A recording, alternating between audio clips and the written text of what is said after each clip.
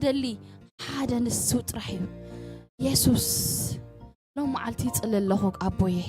أبوي يصلل لخو حدا حوي كابزي حفتنا يخون كابزي قبعينا كل نسنا مخانو ده حسب خاطخو تصلي الله بحق مفلات كون لنا ازي كبر حالنا اذا حق اذا خجلت لنا مو شيطان كيسحتنا حتى دقيقه كمان شيطان كيصاوتلنا هاليلويا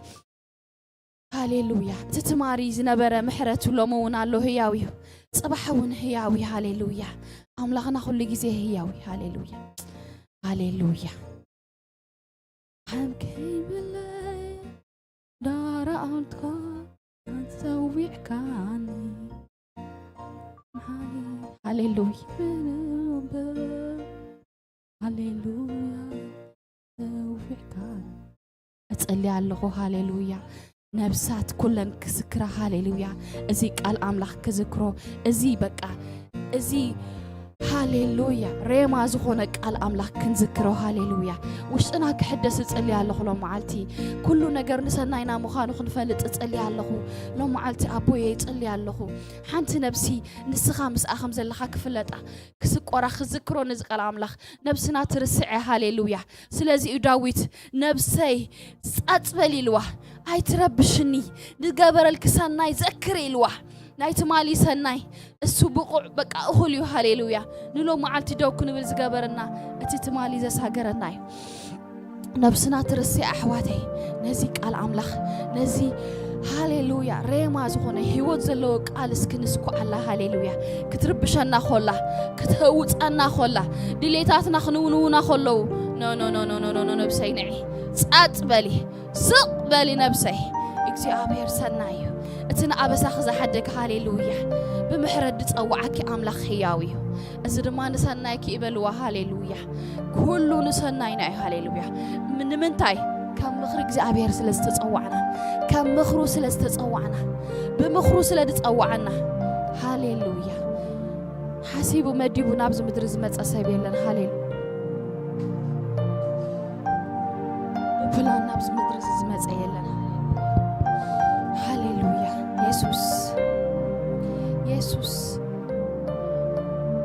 أبونا دين سلازنا لي ونابز مدرز متصايبين لنا هاليلويا بمخرو إنا توصوعنا جينا كم مجمر عالم زفلت أنا هاليلويا فلوطاتنا أب أملاخ قطراتنا هاليلويا سلازي دماي كل نجار نسناينا زخون هاليلويا سلازي دماي كل نجار نسناينا يلو بك هاليلويا بك أزي نفلت علونا يلو هاليلويا قالوس بك أزي نفلت علونا يلو هاليلويا ناتهم أملاخ زفكرو كم مخرون اتتصوع جنا كل نسنايم كم زي دقفهم نفلت إنا يلو هاليلويا أرز فلتات كم يزبل فلتاتيو هاليلويا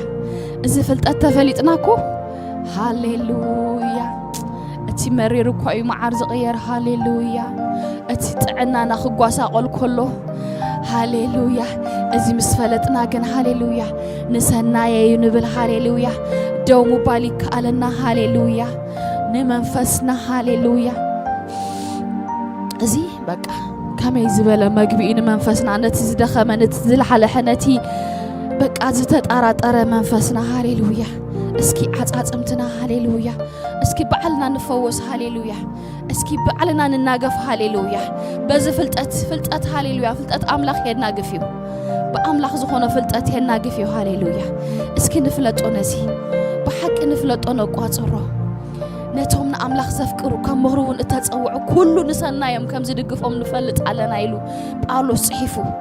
إذا فلتات زي نباولوس أبتمس عن حيلو خوينو ويو أبتي دايمت عي حيلو خوينو ويو أبتي بق دربي كوينو خرّ أخلو نعوشت أجن كالي هاليلويا أبكر مسابات كال أخون كخطر أتخليخا إذا فلتات زي مسأتو كاجن كلتا عينت بق كم تنايت مال أيك تقتلني خابرقت تمساسل عينت هيوت أيك تنبرني خا دقق موش لايف أي تنبرني خا هاليلويا نايم دقق جام بق the same routine بشم يسوع كريستوس هاليلويا مبرتع يخون بزفلت أتزي من نجاف يخون موطع يخون هاليلويا أمنا وسوكفنا حيل يخون هاليلويا حيل يؤتونا وشتنا هاليلويا حيل يؤتو هاليلويا نايفلت أت حيلي برهان أملاخ هاليلويا واو እጽልይ ኣለኹ ብሰዓት እዚ ሃሌሉያ ማንም ነፍሲ ኣብዚ ዘላ ወላውን ካብዚ ወጻኢ ዘለው ከምምጻእ ዘይከኣሉ ብኦንላይን ዝከታተሉና ዘለው ምብርታዕ ክኾኑ እጽልይ ኣለኹ በዚ ፍልጠት እዚ ምብጻዕ ክኾኑ እጽልይ ኣለኹ በዚ ከምኽሩ ከም ዝተጸውዑ ፈሊጦም በቃ ኩሉ ንሰናይና ኢሎም ክብርትዑ እጽልይ ኣለኹ ደው ክብሉ ደው ምኽኣል ዝሰኣነት ነፍሲ ደው ክትብል እጽልይ ኣለኹ ኣብ ፈቐዶ ሆስፒታላት ተስፋ ዝቆረጸ ነፍሳት በዚ ፍልጠት እዚ ክፍወሳ እጽልይ ኣለኹ ኣብ ናይ ኣእምሮ ሕሙማን ዘለው ካብቲ ሪያሊቲ ዲስኮኔክት ገይሮም ምስ ኣጋንንት ዘውትቱ ዘለው በዚ ብርሃን እዚ ከኣትዎም እጽልይ ኣለኹ ብሽም ኢየሱስ ክርስቶስ ምጥዓይ ፈውሲ ክኾነሎም እጽልይ ኣለኹ ብሽም ኢየሱስ ክርስቶስ ንብዙሓት ሰባት ፓስ ሂስትሪ እንዳመጸ ዳሜጅ ዝገብሮም ደሎ ተሳሓለፈ ንሰናየ እዩ እቲ ክፉእ ነገር ንሰናየ እዩ እግዚአብሔር ስለ ዝረኣየለይ ዘለዎ እዩ ሃሌሉያ በዚ ቃል እዚ ክጸናንዑ እጽልይ ኣለኹ ሃሌሉያ ኩላትና ሃሌሉያ ኩላትና ነብስና እንዳረስዐት ስለተጀክረና ተሸግረና ሃሌሉያ ካብ ርእሰይ ጀሚርና እስኪ ነዘክራና ንሕና ኸዓ ስቕበል ነብሰይ ሃሌሉያ እግዚአብሔር ዝገበረልኪ ሰናይ ኣይትረስዕዮ እቲ ናይ ትማል ምሕረት ኣይትረስዕዮ ለሙን እንተኾነ ንሰናይኪ ንበላ ለሙን ተሓልፊዮ ዘበለ ኩሉ ንሰናይኪ ንበላ ብርግጽ ንሰናይና ስለ ዝኾነ እቲ እሱ ዝሓስበልና ሓሳብ ከም ሰማይን ናይ ምድርን ፍልልይ ዘለዎ እዩ ካብቲ ናትና ተሓሳስባ ስለዚ ድማ ሓሳብ ኣምላኽ ሓሳብ ደሓን እምበር ናይ ክፉእ ኣይኮነን ኣብ ልዕሌና ሃሌሉያ ዘይጽቡቕ እንተመሰለ ኩነታትና ዋላ ዓዋ ቢሉ ድምፁን እንተ ነገረና ኤቪደንስ ሒዙን እንተ መጸና ንሰናይካ ይሐወይ ንሰናይኪ እዩ ናይ ዶክተር አጀንዳ ንሰናይኪ እዩ ናይ ዶክተር አዋጅ ንሰናይካ እዩ whatever ናይ ደቅኻ ሲቹዌሽን ንሰናይካ እዩ ብሽም ኢየሱስ ክርስቶስ በዚ ፍልጠት እዚ ነብስና ክትናገፍ መንፈስ ቅዱስ ይደልየና ኣሎ እግዚአብሔር ይመስገን በዚ ምፍላጥ በዚ ካብ ኣምላኽ ዝኾነ ብርሃን ዘለዎ ፍልጠት ህይወት ዘለዎ ቃል ህይወት ከኣትወናሎ መዓልቲ ጽልይ ኣለኹ ሃሌሉያ ኣብዚ ምድሪ ዓመጽ ንመልኦ ምድሪ ስትራግል ዝበዝሖ ህይወት ናይ ቢዚ ላይፍ ብሽም ኢየሱስ ክርስቶስ እዚ ቃል እዚ ይእውጅ ኣለኹ ሃሌሉያ ኩሉ ንሰናይና ኢሉ እውጅ ኣለኹ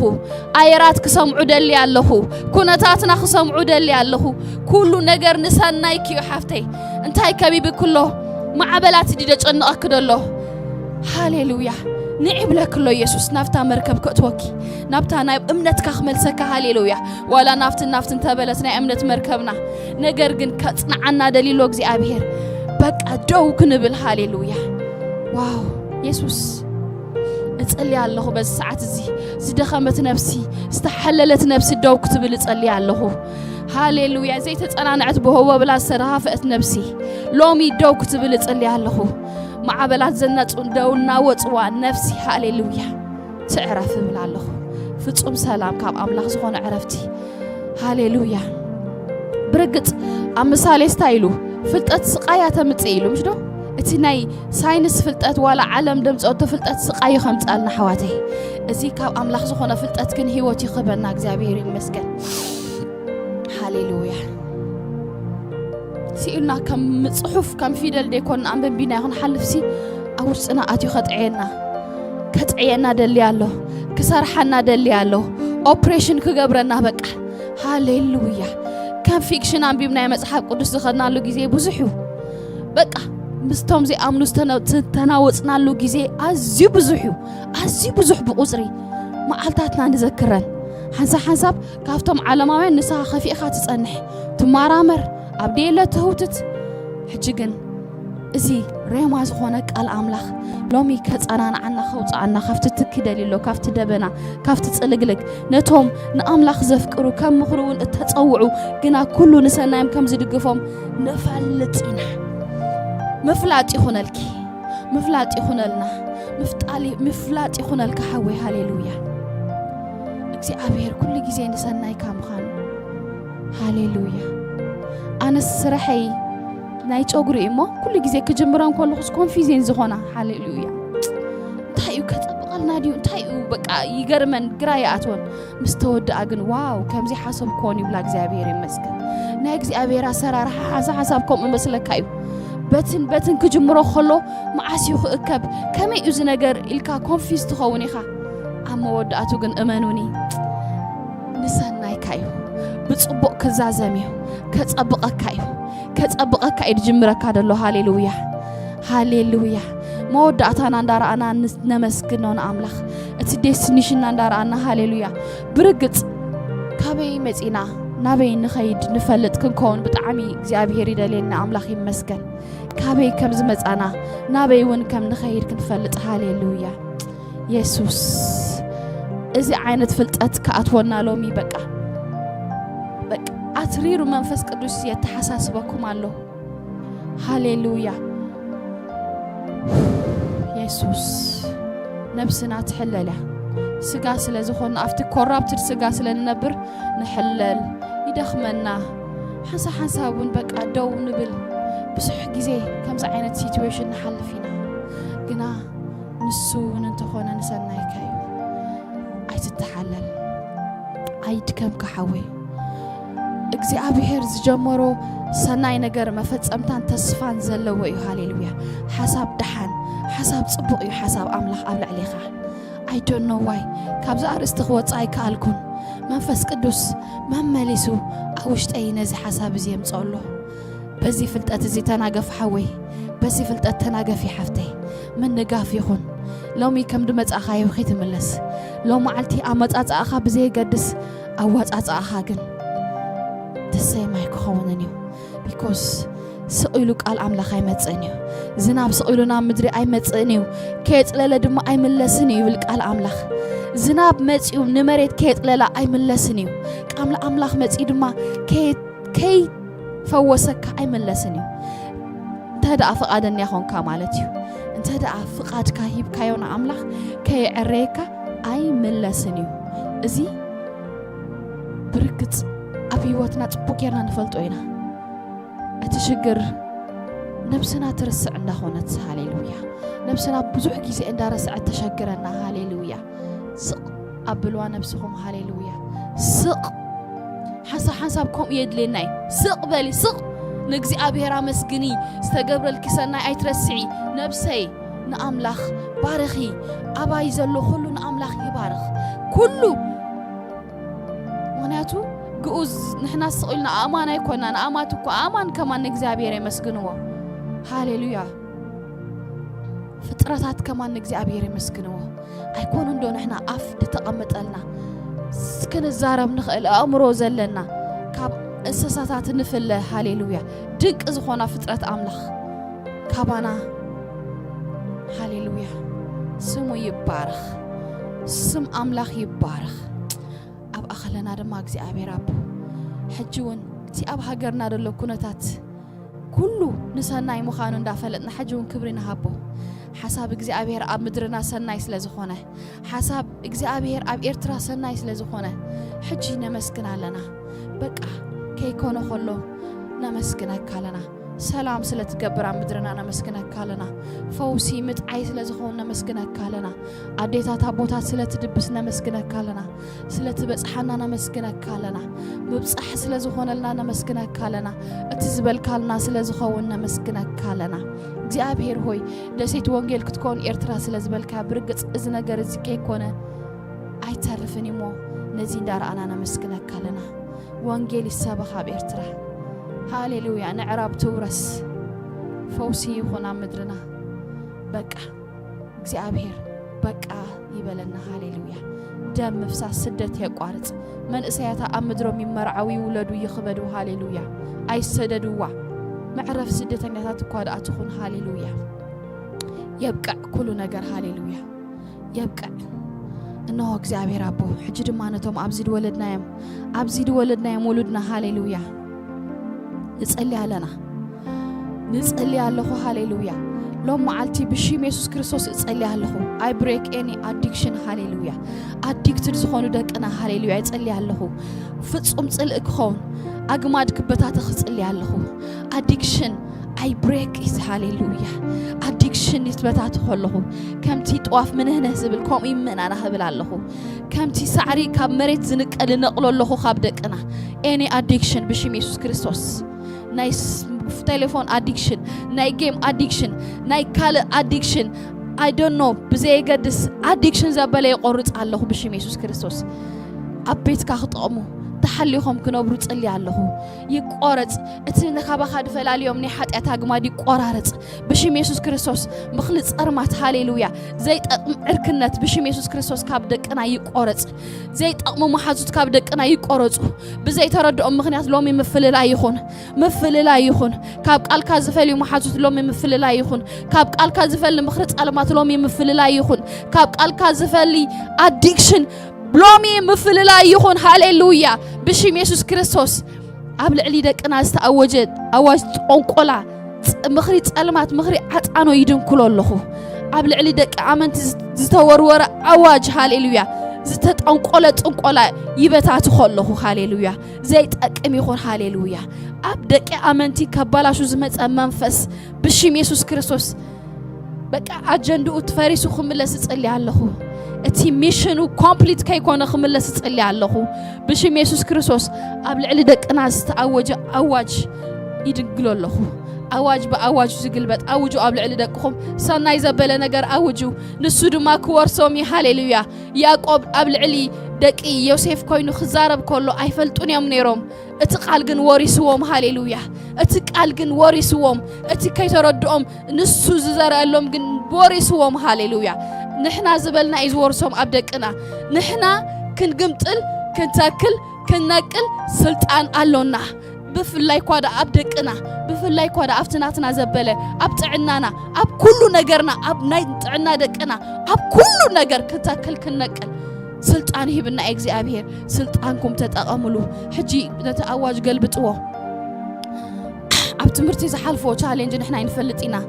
confuse جبر هاليلويا ناي confusion منفس هاليلويا ناي confusion منفس مفل لا يخون هاليلويا نوك أيو هاليلويا confuse جبر بقى أي تعيات أي حمات زجبر منفس أبزي بقى مس سكرين تراين داو علو كافتي reality زوج هاليلويا دك أنا بشيم يسوع كريستوس ياوسم هواتي توم هاليلويا هواتي توم هاليلويا بكونفي بقى confuse جروز وقع منفس بقيتها بيسوع كريستوس ميوقع قبل علي دك أنا كعي كيسلت نتقلي علينا بشم يسوع كريستوس نه autism منفس بقى أبي بيتون دعته وزنقص دلهم منفس أنا أجان أنتي منفس أفزع صوب بشم يسوع كريستوس لهم معلتي كابدك أنا كابزر أنا ننقل لنا كابسور ننقل لنا بشم يسوع كريستوس سمزل لوا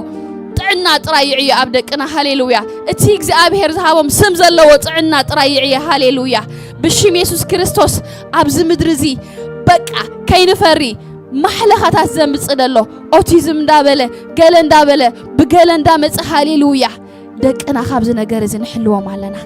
دك انا خابز نغرزي بقى افتي بقى افتي زي الرئه شفان املاح نتولم علينا هاليلويا او نحبهم علينا ابقل خان صوره مالنا بوي بشيم يسوع كريستوس دقيمنا اب كبدنا عين ملسو منينا نجر قن نشفنو مالنا بدم كان نشفنو مالنا بقى زي كون عركنت محزنت يقارط زي كون ادكشن كابخا زفلالي زبله بشيم يسوع كريستوس اتصوعهم كيكونوا زغبر منفس بزي لو معتزي بزي ساعات زي يصلي الله شفنكم هاليلويا لك كم نشفنهم دلنا غيرنا نشفنو بدم يسوع يشفنوا كاب حدغا زبله يتحلو دنگتني موت اب امايعي بشم يسوع كريستوس حدا خبانا بهوت خلو ولادو ايموتو هاليلويا بشم يسوع كريستوس نوح عدمه مستعنا بقى نغزابير كغلغلو هاليلويا كم ناي داويت دما نغزابير اغلغلو اخبيرو عرفه خمس تصحفه اخبيرو مو عرفو هاليلويا نافتنا يزل عالم بيتهم كسغاغرو عدمه صقيبهم هاليلويا امين سم املاح يبارك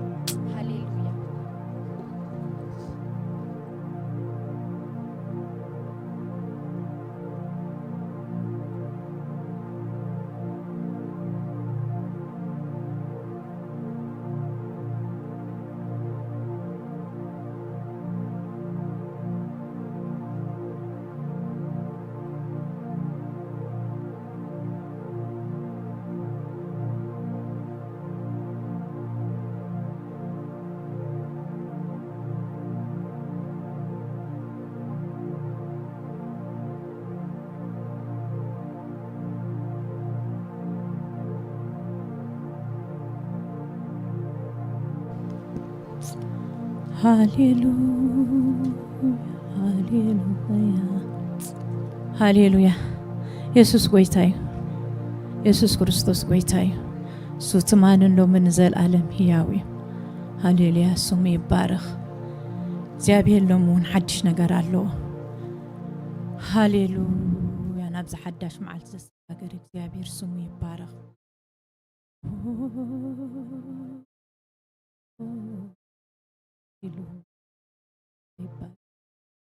هاليلويا هاليلويا هاليلويا أهبلا ونتك عريفة زمام وقت نبسي أيكون اللان يتصبحت هايكا أيتوعل أيتحدر يتصوع اسمكا أبهلا ونتك عريفة زمام وقت نبسي أيكون اللان يسمع دهايكا أيتوعل أيتحدر يتصوع اسمك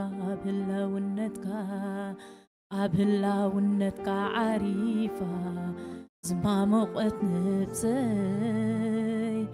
أيكون اللان كي سمع دهايكا أيتوعل أيتحدر يتصوع اسمك أبهلا ونتك عريفة زمام وقت نبسي أيكون اللان كي سبحت هايكا أيتوعل أيتحدر كي تصوع اسمك أبهلا ونتك عريفة زمام وقت نبسي أيكون اللان كي تبد هايكا أيتوعل أيتحدر كي تصوع اسمك أبهلا ونتك عريفة زمام وقت نبسي أيكون اللان كي سمع دهايكا أيتوعل أيتحدر كي تصوع اسمك أبهلا ونتك عريفة زمام وقت نبسي أيكون اللان كي سمع دهايكا أيتوعل أيتحدر كي تصوع اسمك أبهلا ونتك عريفة زمام وقت نبسي أيكون اللان كي سمع دهايكا أيتوعل أيتحدر كي تصوع اسمك صقر عبدنا ونتك صقر عبدرت لبغا نافي قلو لبي كخون مساخا دالي ولو لبي كوع المساخا نافي قلو لبي كخون مساخا دالي ولو لبي مساخا صقر عبدرت لبيتك صقر عبهلا ونتك نافي قلو لبي كخون مساخا دالي ولو لبي كوع المساخا نافق له لبي كخون مساخا دلي ولو لبي كوعل مساخا تقل عفلا ونتكا تقل عبدت بغا دلي ولو لبي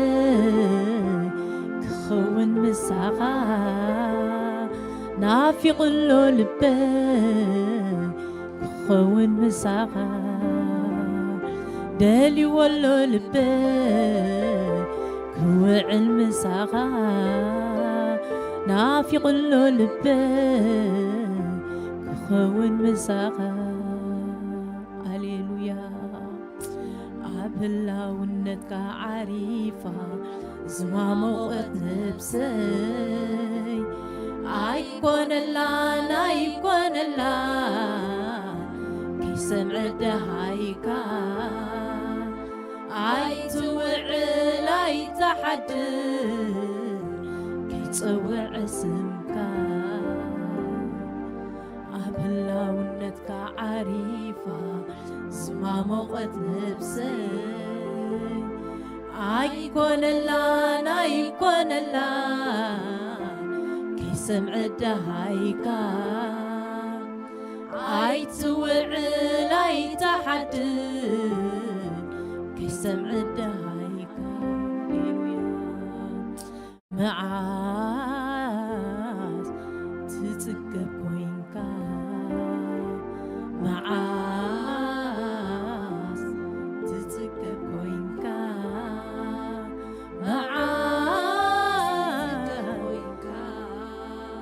معاس تتقب معاس تتقب معاس تتقب كوينكا معاس تتقب كوينكا معاس تتقب كوينكا معاس تتقب معاس تتقب معاس تتقب كوينكا معاس تتقب كوينكا معاس تتقب كوينكا معاس تتقب معاس تتقب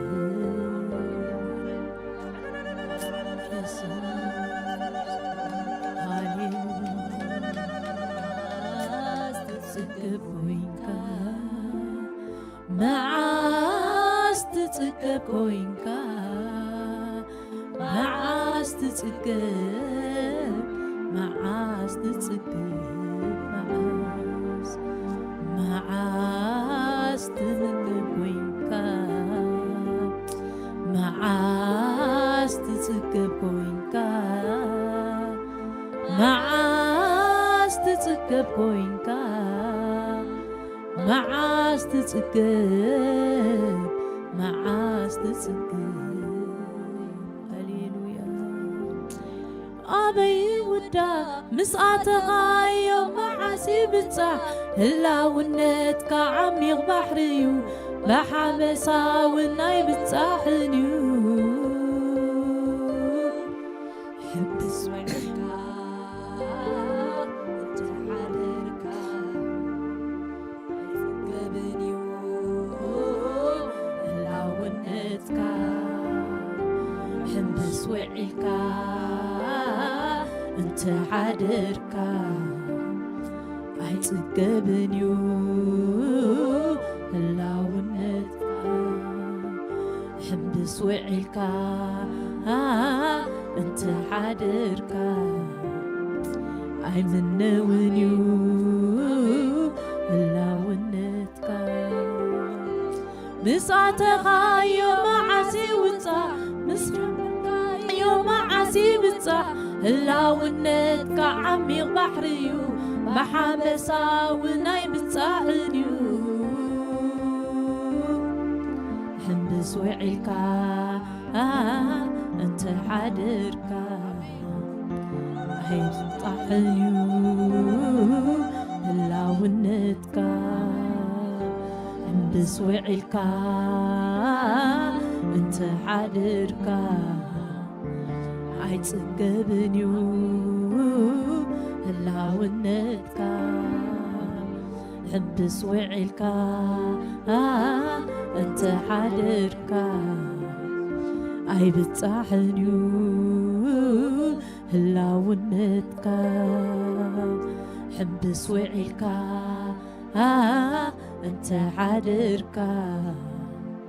منوني هلاونتك حنبس وعيلك أنت حادرك بتصعني هلاونتك حنبس وعيلك أنت حادرك منوني هلاونتك حنبس وعيلك أنت حادرك منوني هلاونتك مس جمرك يوم عاسي ودا مس أتخا يوم عاسي ودا هلاونتك عميق بحريو بحبسا والناي بتاعنيو حنبس وعيلك أنت حادرك عيتسقبني هلاونتك حنبس وعيلك أنت حادرك منوني هلاونتك حنبس وعيلك أنت حادرك بتصحني هلاونتك مسعتك يوم عاسي وتا مسحبت أبي وتا هلاونتك عميق بحريو بحبسا والناي وتاعنيو حنبس وعيلك أنت حادرك عيتسقبني هلاونتك حنبس وعيلك أنت حادرك منوني هلاونتك حنبس وعيلك أنت حادرك عيتسقبني هلاونتك حنبس وعيلك أنت حادرك منوني هلاونتك حنبس وعيلك أنت حادرك هاليلويا هلاونتك يسوع هاليلويا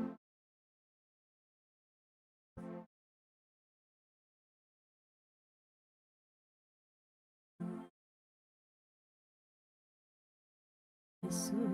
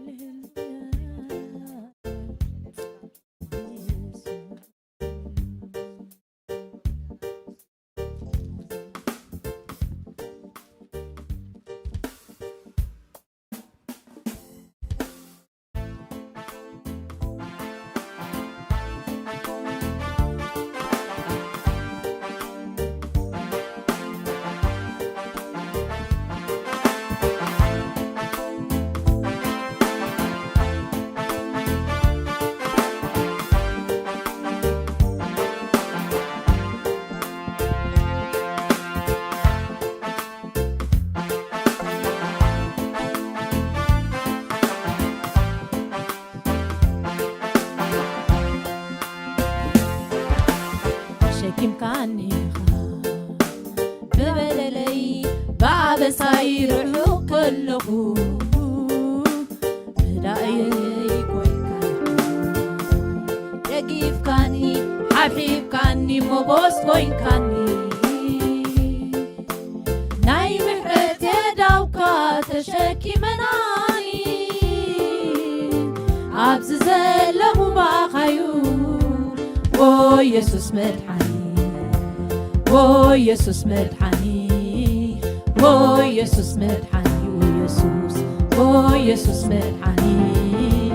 او يسوس مدحاني او يسوس او يسوس مدحاني او يسوس مدحاني او يسوس او يسوس مدحاني او يسوس مدحاني تشكي بكاني ببدلي بعبساي روحو كله بلاي كوين كان دقيف كاني حبيب كاني مغوص كوين كاني ناي محرت يداوكا تشكي مناني عبز زلخو باخيو او يسوس مدحاني او يسوس مدحاني او يسوس مدحاني او يسوس مدحاني او يسوس مدحاني او يسوس مدحاني او يسوس مدحاني او يسوس مدحاني او يسوس مدحاني كعلب كتصهبني بعلي بزمصاخو كخبل كشبه عبزري بحساب وحات مأتوي موتي سينا عقلي كتصبني بركز يكا مساي ترقم هيوت كويكان كعلب كتصبني بعلي بزمصاخو كخبل كشبه عبزري بحساب وحات مأتوي موتي سينا عقلي كتصبني بركز يرقى مساي ترقم هيوت كوينكاني كعلبت كتصبني بعلي بزمصاخو كخبل كشبر عبزري بحساب وحات مأتوي موتي سينا عقلي كتصبني بركز يرقى مساي ترقم هيوت كوينكاني كعلبت كتصبني بعلي بزمصاخو كخبل كشبر عبزري بحساب وحات مأتوي موتي سينا عقلي كتصبني بركز يرقى مساي ترقم هيوت كوينكاني كعلبت كتصبني بعلي بزمصاخو كخبل كشبر عبزري بحساب وحات مأتوي موتي سينا عقلي كتصبني بركز مساينكاي تركم هيوت كوينكاني كعلبت كتصبني بعلي بزمصاخو كخبل كشبر عبزري بحساب وحات مأتوي موتي سينا عقلي كتصبني بركز يرقى مساي ترقم هيوت كوينكاني كعلبت كتصبني بعلي بزمصاخو كخبل كشبر عبزري بحساب وحات مأتوي موتي سينا عقلي كتصبني بركز يرقى مساي ترقم هيوت كوينكاني كعلبت كتصبني بعلي بزمصاخو كخبل كشبر عبزري بحساب وحات مأتوي موتي سينا علي كتصبني بركز يرقى مساي ترقم هيوت كوينكاني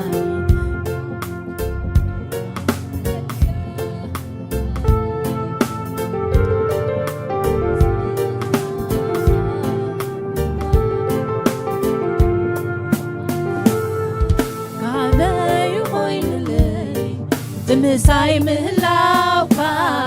ጠፋኩና በልኩ ሕይወት ብምሃብካ ኣብቂዑ ዘይከውን እዩ ሕጅብ ዝበልኩሉ ረዲካ ንብሓቂ ኣፍቂርካ ንብኹሉ ኣፍቂርካ ንብኹሉ ኣፍቂርካ ንብኹሉ ኣፍቂርካ ንብኹሉ ረዲካ ንብኹሉ ረዲካ ንብኹሉ ረዲካ ንብኹሉ ረዲካ ንብኹሉ ኣበይ ኾይኑ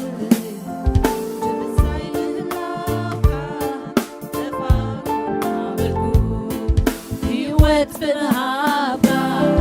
ኣብቂዑ ዘይከውን እዩ ሕጂ ዝበልክዎ ረዲካ ንብሓቂ ኣፍቂርካ ንብኹሉ ኣፍቂርካ ንብኹሉ ኣፍቂርካ ንብኹሉ ኣፍቂርካ ንብኹሉ ረዲካ ንብኹሉ ረዲካ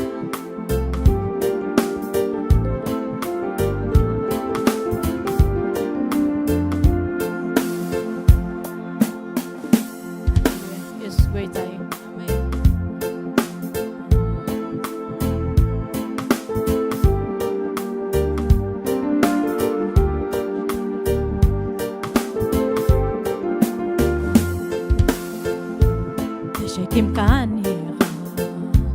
ብበደለይ ብኣበሳይ ርሑቕ ከለኹ ገዳየይ ኮይንካና ደጊፍካኒ ሓብሒብካኒ ሞጎስ ኮይንካኒ ናይ ምሕረት የዳውካ ተሸኪመናኒ ኣብዚ ዘለኹ ባኻዩ ኦ ኢየሱስ መድሓኒ ኦ ኢየሱስ መድሓኒ ኦ ኢየሱስ መድሓኒ ኦ ኢየሱስ ኦ ኢየሱስ መድሓኒ ኦ ኢየሱስ መድሓኒ ንዕለብት ክጸበኒ በዓለይ ብዘምጻኹ ክኹብል ክሽበር ኣብ ዙርያይ ብሓሳብ ክወሓት መእተዊ መውፅኢ ሲነ ዓቕለይ ክጸበኒ ብርግጽ ኔርካ ምሳይ ትርጉም ሕይወት ኮይንካኒ ክዕለብት ክጸበኒ በዓለይ ብዘምጻኽዎ ክኹብል ክሽበር ኣብ ዙርያይ ብሓሳብ ክወሓት መእተዊ መውፅኢ ሲነ ዓቕለይ ክጸበኒ ብርግጽ ኔርካ ምሳይ ትርጉም ሕይወት ኮይንካኒ ክዕለብት ክጸበኒ በዓለይ ብዘምጻኽዎ ክኹብል ክሽበር ኣብ ዙርያይ ብሓሳብ ክወሓት መእተዊ መውፅኢ ሲነ ዓቕለይ ክጸበኒ ብርግጽ ኔርካ ምሳይ ትርጉም ሕይወት ኮይንካኒ ክዕለብት ክጸበኒ በዓለይ ብዘምጻኽዎ ክኹብል ክሽበር ኣብ ዙርያይ ብሓሳብ ክወሓት መእተዊ መውፅኢ ሲነ ዓቕለይ ክጸበኒ ብርግጽ ኔርካ ምሳይ ትርጉም ሕይወት ኮይንካኒ ብሕረትካ ይውዳእዩ ብሕረትካ ይውዳእዩ ብሕረትካ ይውዳእዩ ብሕረትካ ይውዳእዩ ብሕረትካ ለውሃትካ ይውዳእዩ ለውሃትካ ይውዳእዩ ለውሃትካ ፍቕርኻ ይውዳእዩ ፍቕርኻ ይውዳእዩ ፍቕርኻ ዕቤትካ ይውዳእዩ ዕቤትካ ይውዳእዩ ዕቤትካ ለውሃትካ ይውዳእዩ لوهاتك يودانيو لوهاتك فغرغا يودانيو فغرغا يودانيو فغرغا سلامك يودانيو سلامك يودانيو سلامك تمالي بمحرتك لومي بمحرتك صباح بمحرتك يزكح ستيرني زلو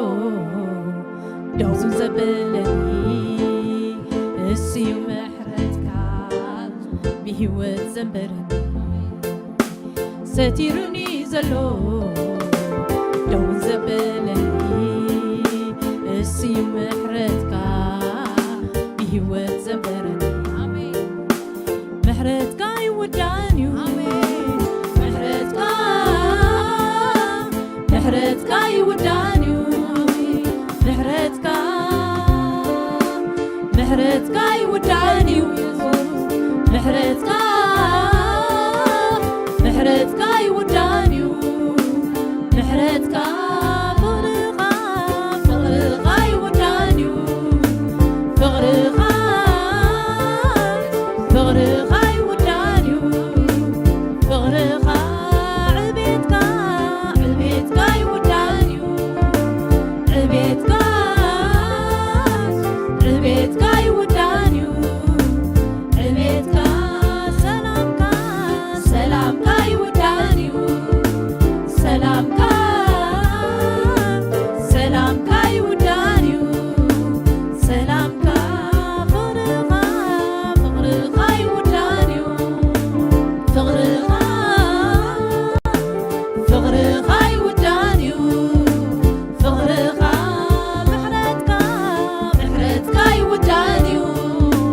محرتك يودانيو محرتك لوهاتك يودانيو لوهاتك يودانيو لوهاتك فغرغا يودانيو فغرغا يودانيو فغرغا محرتك يودانيو محرتك يودانيو محرتك لوهاتك يودانيو لوهاتك يودانيو لوهاتك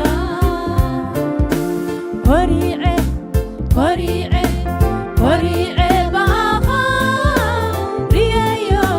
ريايو سرحك كندي عابيخا وريعي باخا ريايو سرحك عابيخا وريعي باخا ريايو سرحك كندي عابيخا وريعي باخا ريايو سرحك كندي عابيخا وريعي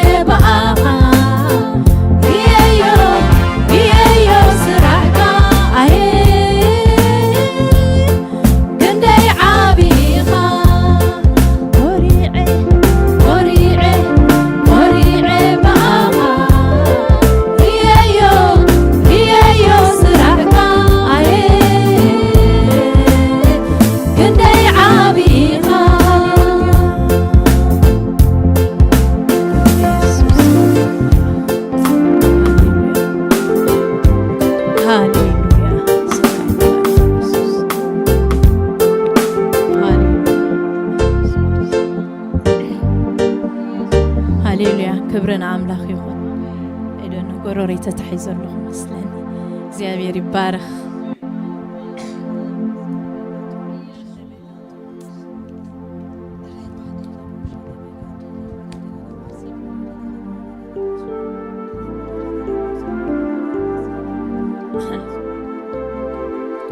هاليلويا يسوع قويتي أملخنا عن قصلينا خبرنا سمي يخون هاليلويا اسمك يبارك እግዚአብሔር هاليلويا آمين هاليلويا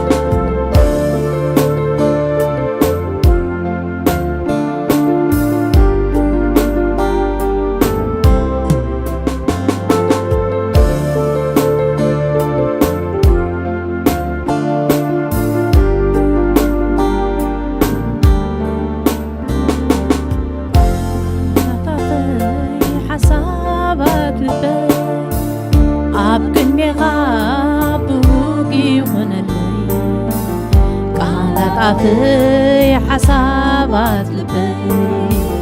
أبكي بيخا بروكي يخون لي حسابات لبي أبكي بيخا بروكي يخون لي قالت في حسابات لبي حيوتي يسوس يخون لك حيوتي ويتا يخون لك حيوتي يسوس يخون لك حيوتي ويتا فتي فتي بفتا ولبي حيوتي بكا تمناي قلي مدحني تغبي لكا فتي فتي بفتا ولبي حيوتي بكا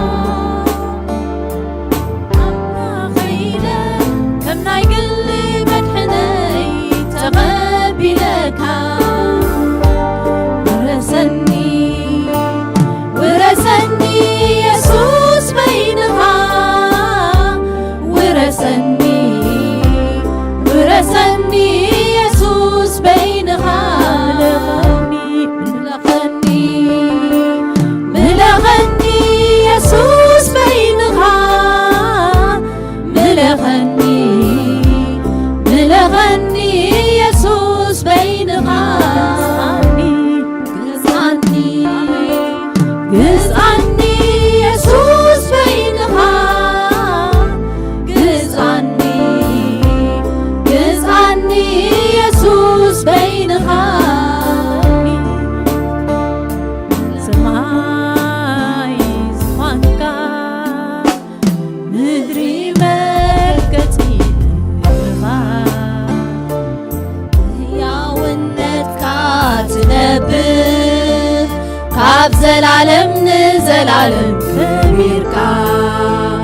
كاب زلالم نزلالم كبيركا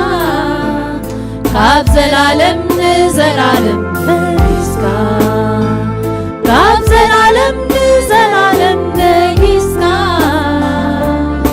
سماي زفانكا مدري مرقتي قرخا يونتكا تنبر كاب زلالم نزلالم كبيركا كاب زلالم نزلالم نجيسكا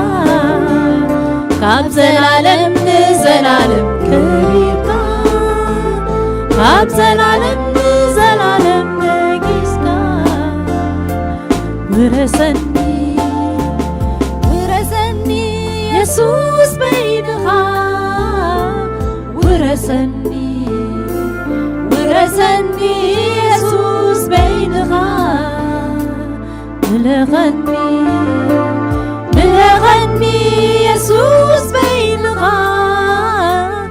ملغني يسوس بينها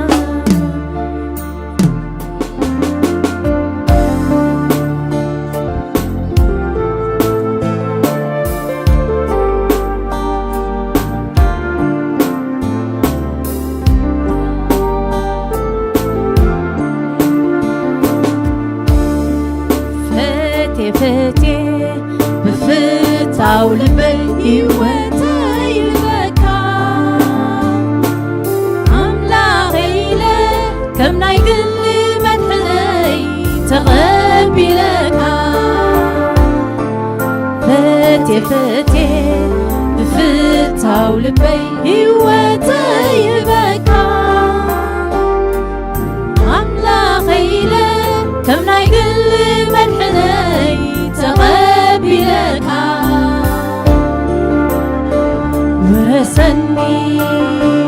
ورسني يسوس بينها ورسني يسوس بينها ملغني يسوس بينها ملغني يسوس بينها جزعني يسوس بينها جزعني يسوس بينها ملغني يسوس بينها ملغني يسوس بينها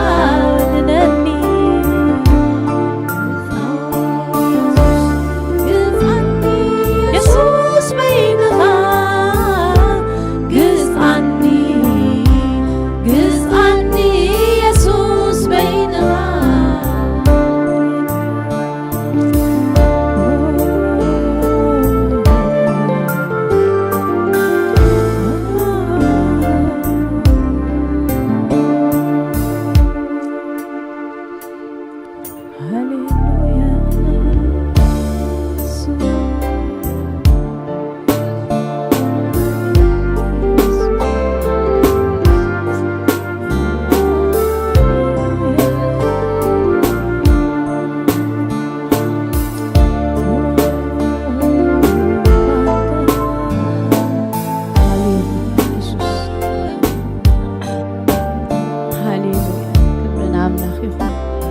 ኢየሱስ ጌታ እዩ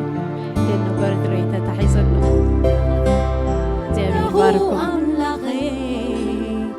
أملخك له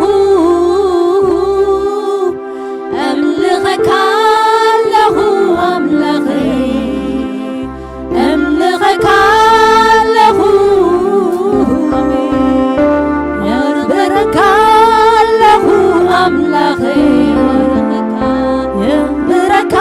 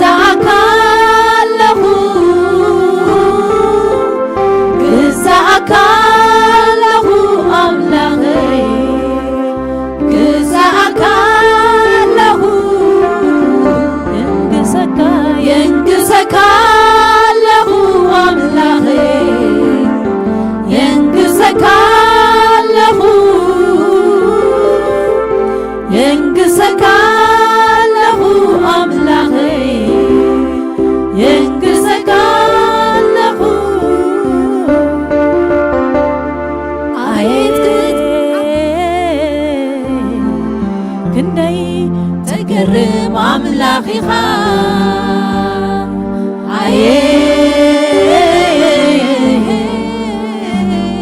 ክንደይ ተደንቕ ኣምላኽ ኢኻ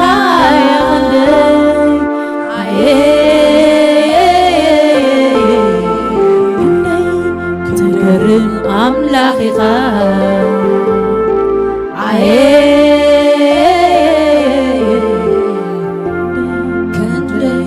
ተደንቕ ኣምላኽ ኢኻ ተደንቕ ኣምላኽ ኢኻ ተደንቕ ኣምላኽ ኢኻ ተደንቕ ኣምላኽ ኢኻ ክንደይ ተደንቕ ኣምላኽ ኢኻ ተደንቕ ኣምላኽ ኢኻ ተደንቕ ኣምላኽ ኢኻ ተደንቕ ኣምላኽ ኢኻ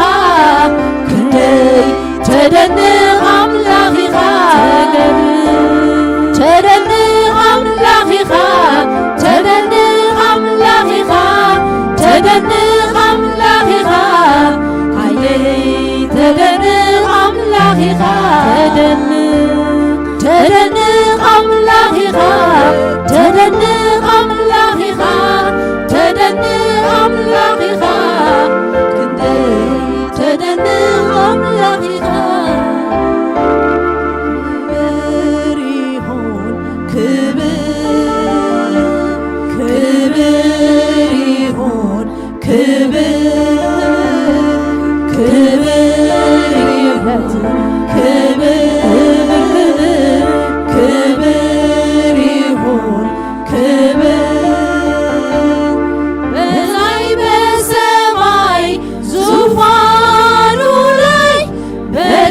በምድር ለእግዚአብሔር ክብር ይሁን ክብር ክብር ይሁን ክብር ይሁን ክብር ክብር ይሁን ክብር ይሁንለት ክብር ይሁን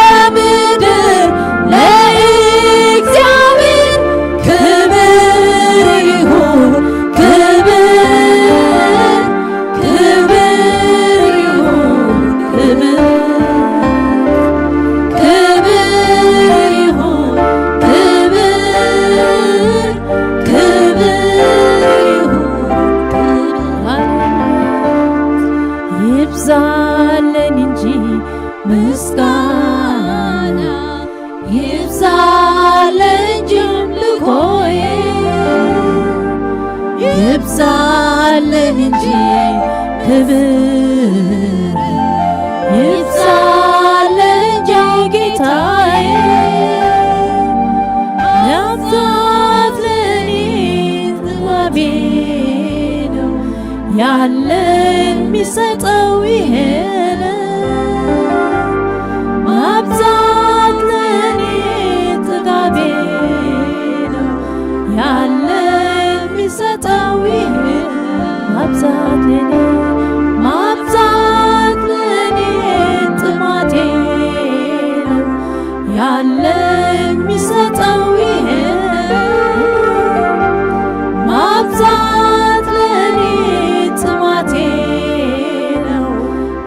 ያለን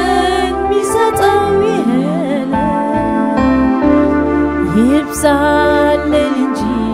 ምስጋና ይብዛልን እንጂ አምልኮዬ ይብዛልን እንጂ ክብር ይብዛልን እንጂ ጌታዬ ማብዛት ለኔ ጥማቴ ነው ያለን ሚሰጠው ይሄ ማብዛት ለኔ ጥማቴ ነው ያለን ሚሰጠው ይሄ ማብዛት ለኔ ጥማቴ ነው ያለን ሚሰጠው ይሄ ማብዛት ለኔ ጥማቴ ነው ያለን ሚሰጠው ይሄ ክብር ይሁን ክብር ይሁን ክብር ይሁን ክብር ይሁን በላይ በሰማይ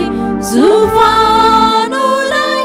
በታች በምድር ለእግዚአብሔር ክብር ይሁን ክብር ይሁን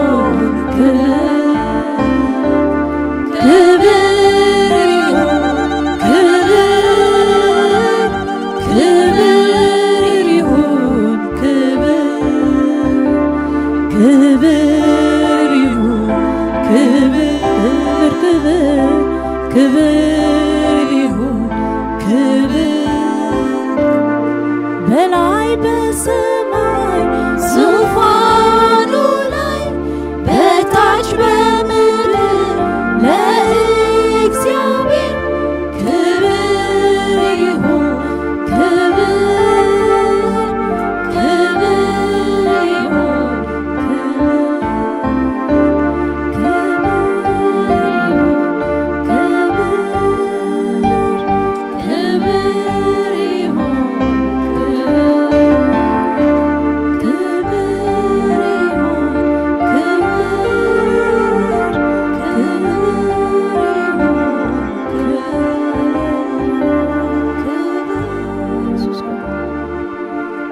ሃሌሉያ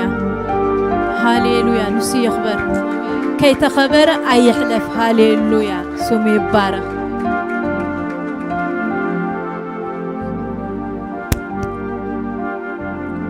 ሃሌሉያ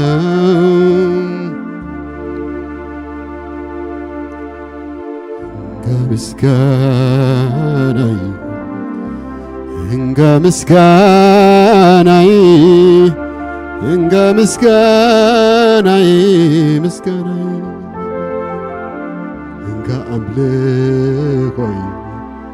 እንጋ አምልኾይ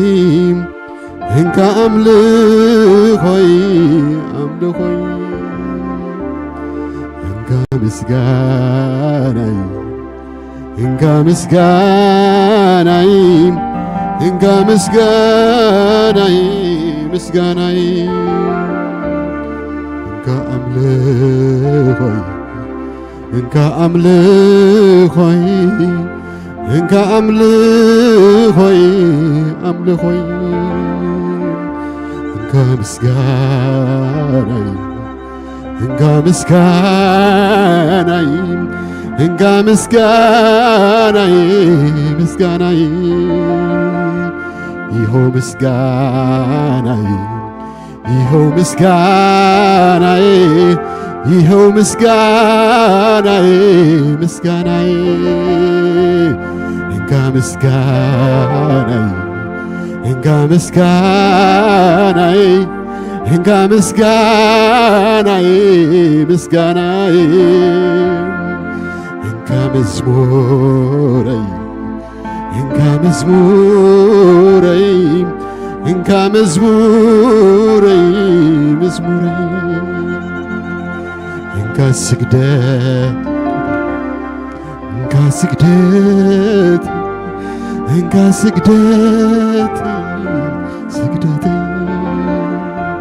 እንካ ውዳሴ እንካ ውዳሴ እንካ ምስጋናይ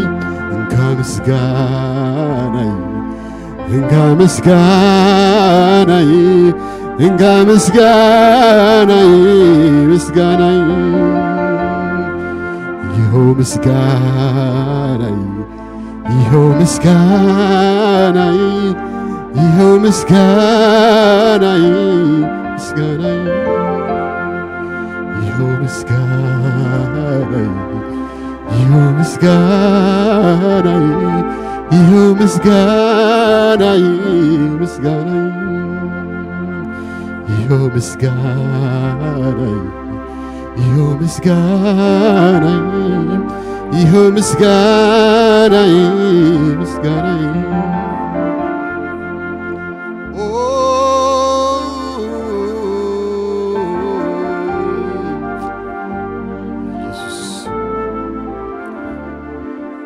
ሃሌሉያ ኢየሱስ ክርስቶስ ጎይታን አምላኽን እዩ ክብርና አምላኽ ይኹን እግዚአብሔር ይመስገን ምስጋናና አምልኾና ስግደትና መዝሙርና ሁሉ ንመን ንዑ ይኹን እግዚአብሔር አምላኽ ይመስገን መዘምራን ከዓ ጎይታ ይባርኩም እግዚአብሔር ይመስገን ፒች ስለዝተሓተኩም በር ጽቡቕ ነይሩ እቲ ፒች ዓቐና ይገበሮ ማለት እዩ ስለዝተሓተት እዩ እምበር ጎይታ ይባርክ እግዚአብሔር አምላኽ ይመስገን ስለዚህ ከም እንተዳጋጢሙ ካብ ሙሉእ ጊዜና ንሽገር ወስኸለይ ወይ ከዓ ቀንሰለይ ምባል እዩ እጀይ ንሽገርና ብድሕሪ ማለት እዩ እግዚአብሔር አምላኽ ይመስገን ጽቡቕ ካነ ምልህ ክብርና አምላኽ ይኹን ናይ እግዚአብሔር ቃልስ ከምዚ ይብል ንስ ኣብ ሉቃስ ምዕራፍ 24 እቶም ሰብ ኤሞሁስ ኣብ ኢየሩሳሌም ናብ እንዳኸዱ ከለዉ ኢየሱስ ክርስቶስ ኣብ መንጎኦም ሕውስ ኢሎም ሸው እጅ ንሳቶም ካብ ብዛዕባ እቲ ኣብ ኢየሩሳሌም ዝተገብረ እዮም ዝዘራረቡ ነይሮም ኢየሱስ ከዓ ከምዛ ዘይፈልጥ በካ እንታይ እዩ ብዛዕባኡ ከም ዝዛረቡ ዘለዉ ሕጅስ እንታይ ዝብል ሕቶ ከየምፅእ ከሎ እዩ ናብቲ ዕላል ከዓ ዝግብኦ ነይሩ ምሽ ዶ ግን ኢየሱስ ክርስቶስ እንታይ ዝተፈጥረ ኢሎም አምላኽ ይመስገን ክብርና አምላኽ ይኹን ሓደ ግዜ ዋላ ንትፈልጦ እንታይ እንተራይልካ ሓቲትካስ መሊስካ ሞር ኢንፎርሜሽን ክትረክብ ነቲ ካልእ ሰብ ማለት እዩ እግዚአብሔር አምላኽ ይመስገን ሰምካ እንታይ ኢሎም ንስኻ እንታይ እዩ በሎም ንሳቶም ከዓ በልዎ እዚ ናይ ኢየሱስ ክርስቶስ ናዝራዊ ነገር ኣብ ቅድሚ አምላኽን ኣብ ቅድሚ ህዝብን ብግብርን ብቃልን ከዓሊ ነቢይ ዝነበረ ሰብኣይ ኢሎም ይዛርቦም አምላኽ ይመስገን እንታይ ብግብርን ብቃልን ኢየሱስ ክርስቶስ ብቃል ጥራይ ዘይኮነስ እንታይ ጥራይ እውን ነይሩ ብግብሪ ከዓ እግዚአብሔር አምላኽ ይመስገን እና ማሃር እንታይ ዝገብር ዝነበረ ኪዱ ገዛኹም ብልዑ ዝበሎም ይብሎም ጥራይ ዘይኮነስ እንታይ ዳ ነቶም ዝጠመዩ ከዓ ዘብልዕ ነቶም ፈውስ ዝደልዩ ከዓ ዝፍውስ ነቶም ተኣምራት ዝደልዩ ተኣምራት ዝገብር እግዚአብሔር አምላኽ ይመስገን ስለዚህ እግዚአብሔር አምላኽ ይመስገን ክርስቶስ ብቃልን ብምንታይን ብግብርን ከዓሊ ዝነበረ ሰብኣይ ሊቃውንቲ ካህናትን ዓበይትን ፍርዲ ሞት ሓሊፎም ከም ዝሃቦ ከም ዝሰቐልዎን ንሕና ግና እቲ ንእስራኤል ዝድሕን ንሱ እዩ ኢልና ተስፋ ንገብር ነርና ምስ ናይዚ ኩሉ ከዓ እዚ ካብ ዝኸውን ሎሚ ሳልሳይ መዓልቲ እንዳበሉ ዝቀፀሉ እግዚአብሔር አምላኽ ይመስገን ስለዚ እንታይ ደልየት ዝደለኹ ሓሳብ ኢየሱስ ክርስቶስ ብምንታይ ብቃልን ብግብርን ከዓሊ ነቢ እግዚአብሔር አምላኽ ይመስገን ክብርና አምላኽ ይኹን ናብቲ መደባትና ክንሓልፍ እግዚአብሔር አምላኽ ይመስገን ምዝኽኻር ማለት እዩ መንጎና ጋሻ አለ ይመስለኝ ቢንያም I think ሓውኒ ሚሊዮን ሰብኣይ ኤደን ካብ ዘለካ ተስሙ ሓው እግዚአብሔር አምላኽ ይመስገን ጎይታ ይባርካ ኮፍ አገልጋሊ ቅድሚ ሕጂ እውን በጽዮ አገልግልና ነይሩ እዩ I think ቅድሚ ኮቪድ እዩ ያ ስለዚ ጎይታ ይባርካ ሰላም ጎይታ ይባርካ እግዚአብሔር አምላኽ ይመስገን ክብርና አምላኽ ይኹን ካለ ሓድሽ ዘይራኣየኒ ሰብ ትራኸል ምናልባት ኣብ ታሕቲ ዘለኹ ኣነ ዘይራኣየኒ ምናልባት ክሉ ይኽእል ሓዳሽ ይመስልኒ من تبهلي سيدونا اوكي ويتاوركي سلام املاخ نعخ يقول كبرنا املاخ يقول كموكا كل جيم سنه خاتغلغل سنه كونكي املاك تملخ دم እግዚአብሔር املاخ مسكن عدمك مالتي كبرنا املاخ يقول اوكي نابتن بتنبهتا مسحل እግዚአብሔር املاخ مسكن مدباتنا خمزي كم لمود مالتي ربع ساعات كندي يجمر 10 فرقان ربع ساعه 10 فرقان ناي مشت ناي صلوت غزي كل غزي له مالتي እግዚአብሔር املاخ مسكن كفاد املاك تمرت تاليخا كين من زول غزي كنغركمنا كبرنا غويتا يكون ስለዚህ مستخالنا متن كنمص برخيت كفطرنا املاخ እግዚአብሔር املاخ مسكن እንካረጅ ክንገብረኩም ካን ንደል እግዚአብሔር املاخ مسكن كمون سنبت كم لمود كم زالمي كل غزي سنبت كا ساعه 10 تجمر قالنا ناي املخو ناي صلوت ناي قال املاخن قال እግዚአብሔር املاخ مسكن ካለ ድማ አባል ናይ አባላት ፎርም ዝወሰድኩም በቀዳማይ ባገርኩም አበይ ከም ዘላ እንደ ምናልባት ገሊኹም ለዝክሩ አንተ ሆነው ከም ዘምጻኹም ጌታ ይባርኩም አቦ ንሄኖክ ማለት እዩ እጅ መልየኹም ዝመጻኹም ንሄኖክ አቦ እተም ዘየምጻኹም ከአኒ ዝረሳኹም ከአ ፕሊስ መልየኹም አምጹልና ማለት እዩ እተም ክትወስዱ ትደሊ ከአኒ حاولنا جس حزوا الله بتاعه توصلوا مጨረሻ ማለት እዩ እግዚአብሔር አምላክ መስገን ስለዚህ ንመቆጻጻር ማለት መን አሎ መን የለን ንመቆጻጻር ይበር መንግስት አምላክ መቼም በመዝገበ ይኮን እንትቶ ይኮን እንዴ በእምነት ምንታይ በጎይታ በእምነት ምብርሃን ያቶ እግዚአብሔር አምላክ መስገን ግን ሁሉ ጊዜ ንቆጻጻር ከተአመና ማታ እግዚአብሔር አምላክ መስገን ግን መዝገብ ከአና ግድን يدلي እግዚአብሔር አምላክ መስገን ስለዚህ ሸለል ከይበልኩም መልእኩም አምጽዋ ተመሎ ዓለም ወሰድዋ እግዚአብሔር አምላክ መስገን ተም ዘምጻኹም ኳ ይባርኩም ጸጋ ይብዝሕልኩም እግዚአብሔር አምላክ መስገን ካለ ድማ ናይሎሚ I think አማን ብርሃነ ናይ ጓሉ ግራጁዌሽን ለሎ ማዓልቲ አነ እኮ መታ እንደባኽበል ኢለ ከይበላዕኹ ይመጽ ባዲ ይመጽ ዘለኹ እግዚአብሔር አምላክ መስገን ስለዚህ ካብዚ مسودانا መደብ ናበይናን ከይድ ማለትም ስራሕ ዘይጣዕመኩም አማራጭ የለ ማለት ተም ነኸል ግን እንት ሄንደርሰን ይመስልኒ ገዛይ ምሽ ያ አብ ቫይበር ተጠቅعዋለ እግዚአብሔር አምላክ መስገን ስለዚህ አማንካ ኢንቫይት ገርኩም ለሆነ ሁሉኩም ወይ ታይባርኩም ጸጋ ይብዛልኩም እግዚአብሔር አምላክ መስገን ሕጅና 20 መባእን ክንሐልፍና ክብርና አምላክ ይሁን ንጎይታይልና ሕዝና ዝመጸና በእና ሕዝና نتصابنا እግዚአብሔር አምላክ መስገን ሎም ደማ ቃል አምላክ ዘካፍለና አማን ሐውናዩ እግዚአብሔር አምላክ መስገን ጎይታና መስግነካለና ስለተዘበረና ጊዜ ሁሉ ክብርና አኻን በይንኻ ጥራሕ ይኹን እግዚአብሔር ካብትን ስኻ ባዕልኻ ዘሃብካና ንቤትካ ዝኸውን ሒዝና መጺና ለና እሞ ክትባረኾን ጽሊ ኣብቲ ዝግባእ ክውዕል ድማ ክትረድአና እንጽሊ ያለና ብዝመጽእ ብዝተረፈ ጊዜናውን ክብሪ ሁሉ ንዓኻ ይኹን በኢየሱስ ስም አሜን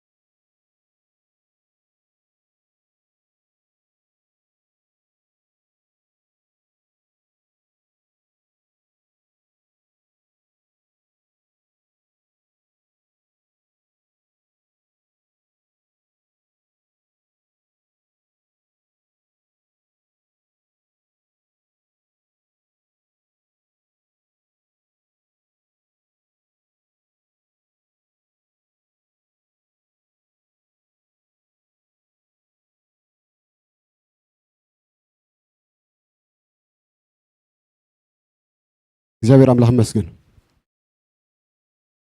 እታ አድራሻ ናይ ግራጁዌሽን ናይ ሜሮን አማኑኤል as 1872 ካንቫስ ኤጅ ድራይቭ ሄንደርሰን ያ ማለት እግዚአብሔር አምላክ መስገን ኣብ ቫይበር ኣለኩም እየ መዘኻኸርቲ ዘይኮይኑ ኣብቲ ናይ ቫይበር ፔጅ ኣለኩም ኣድራሻ ምስ ትደልዩ ማለት እግዚአብሔር ኣምላኽ ይመስገን ክብርን ኣምላኽ ይኹን እጂ ድማ ቃል ናይ ኣምላኽ እንሰምዐሉ ግዜ እዩ እግዚአብሔር ኣምላኽ ይመስገን ሎሚ ድማ ኣብዚ ቃል ኣምላኽ ደው ኢሉ ነቲ ኣምላኽ ዝበሎ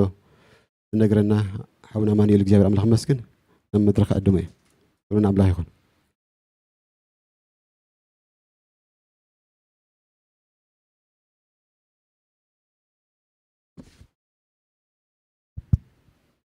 እግዚአብሔር አምላክ ተመስገነ ይሁን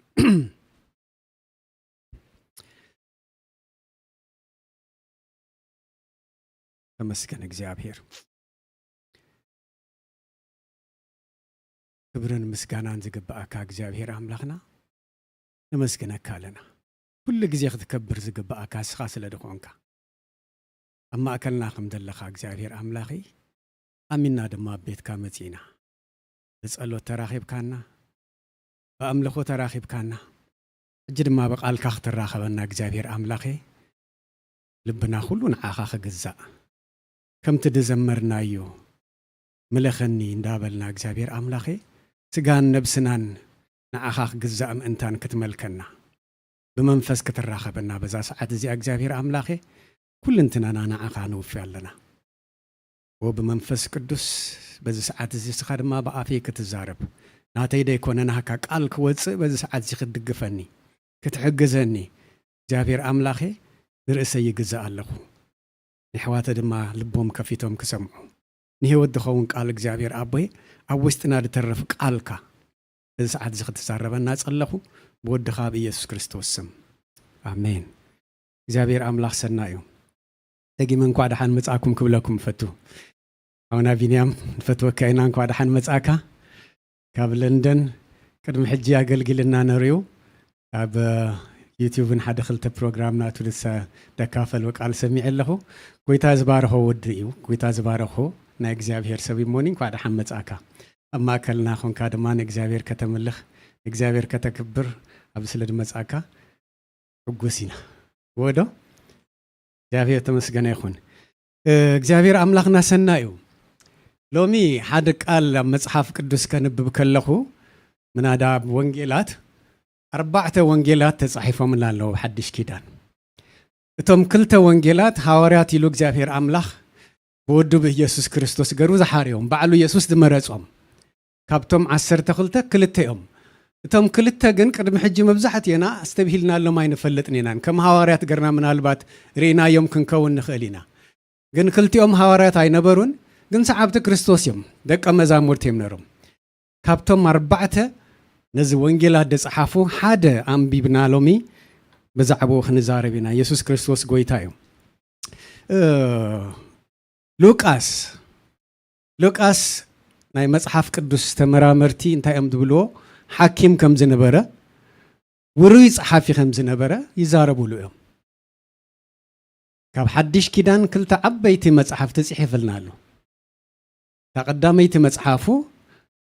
ካብተን 4 ሓንቲ ድኾነት ሉቃስ ወንጌል ተኻላይቲ ድማ ግብረ ሐዋርያት ከም ድኾነ ባዕሉ ኣብቲ መጽሓፍ ቅዱስ ተዊ ክጅምር ከሎ ዝተዛረቦ ቃል ይመስክረልና ኣብ ሉቃስ ወንጌል እንታይ ይብል 24 ምዕራፍን ዘለዋ 1151 ፍቅድታት ኣለወን ክጅምር ከሎ ግን ታ ደብዳቤ ንመን ይጽሒፍዎ ንቴዎፍሎስ እዩ ከምዚ ድብል ቃል ኣሎ ኣታ ክቡር ቴዎፍሎስ ኣነ ኸዓ ንኹሉ ኣደላዲለ ካብ ጥንቲ ስዒበዮ እሞ ሓቂ እቲ ዝተማሃርካዮ ምህሮ ኣጸቢቕካ ምእንቲ ክትፈልጥሲ እንታይ ኢልዎ ኣጸቢቕካ ምእንቲ ክትፈልጥሲ በብተራኡ ክጽሕፈልካ ይረኣየኒ ኣሎ ይብል ንቴዎፍሎስ ቀረባ ከም ዝነበረ የርኤና ቴዎፍሎስ ድማ ብዛዕባ ስራሕ ክርስቶስ ብዛዕባ ቃል ኣምላኽ ብክርስቶስ ዝተዘርበ ብዛዕባ ትምህርቲ ናይ ክርስቶስ ኢየሱስ ዝመራመር ዝነበረ ዝመሃር ዝነበረ ሰዓቢ ከም ዝነበረ ክንርዳእ ንኽእል ኢና ነዚ ዝተገንዘበ ሉቃስ እተን ደብዳቤ ክጅምር ከሎ ንቴዎፍሎስ ሓወይ ኢሉ ይጅምር ክቡር ቴዎፍሎስ ሓወይ ይብል ከምዚ ኢሉ እንዳጀመረ ብዛዕባ እንታይ ከም ዝጸሓፈ ቁርባል ሓሳባት ክንትንክፊና እግዚአብሔር አምላክ ዝተመስገነ ይኹን ከምቲ ኣነ ዝተረዳእክዎ ከይኮነስ ከምቲ መንፈስ ቅዱስ ክነግረና ዝደልዮ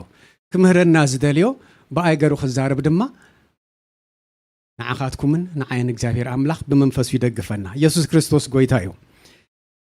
ኣብዘን ተጻሒፈን ዘለዋ ምዕራፋት 24 መጽሓፍ ንኹለና ይኮንኩን ክርኢ ግን ኣብ ምዕራፍ ሓደ ዓበይቲ ዝኾና ነገራት እንታይ ኢሉ ጽሒፉ ብዛዕባ ብስራት ልደት መጥምቅ ዮሐንስ ብዛዕባ ብስራት ልደት ጎይታ ኢየሱስ ክርስቶስ ብዛዕባ ትንቢት ምዝራብ ዘካርያስ ኣብ ምዕራፍ ሓደ ምስ ተዛረበ ምዕራፍ 2 ውርድ ኢሉ ድማ ብዛዕባ ህፃን ኢየሱስ ክርስቶስ ኣብ ማእከለቶም ሊቃውንቲ መማህራን ዝተባሃሉ ኣይሁዳውያን ኣብ ማእከሎም ኮይኑ ይሓትትን ይምልስን ከም ዝነበረ ከም ዓቢ ሰብ ድማ ኩሎም ኣቃለቦኦም ወሲዱ ይርእይዎን ይሰምዕዎን ከም ዝነበሩ ጽሒፉ ኣብ ምዕራፍ 3 ድማ ብዛዕባ ስብከት ዮሐንስ ጥምቀት ኢየሱስ ክርስቶስ በዮሐንስ ከም ዝተጠመቀ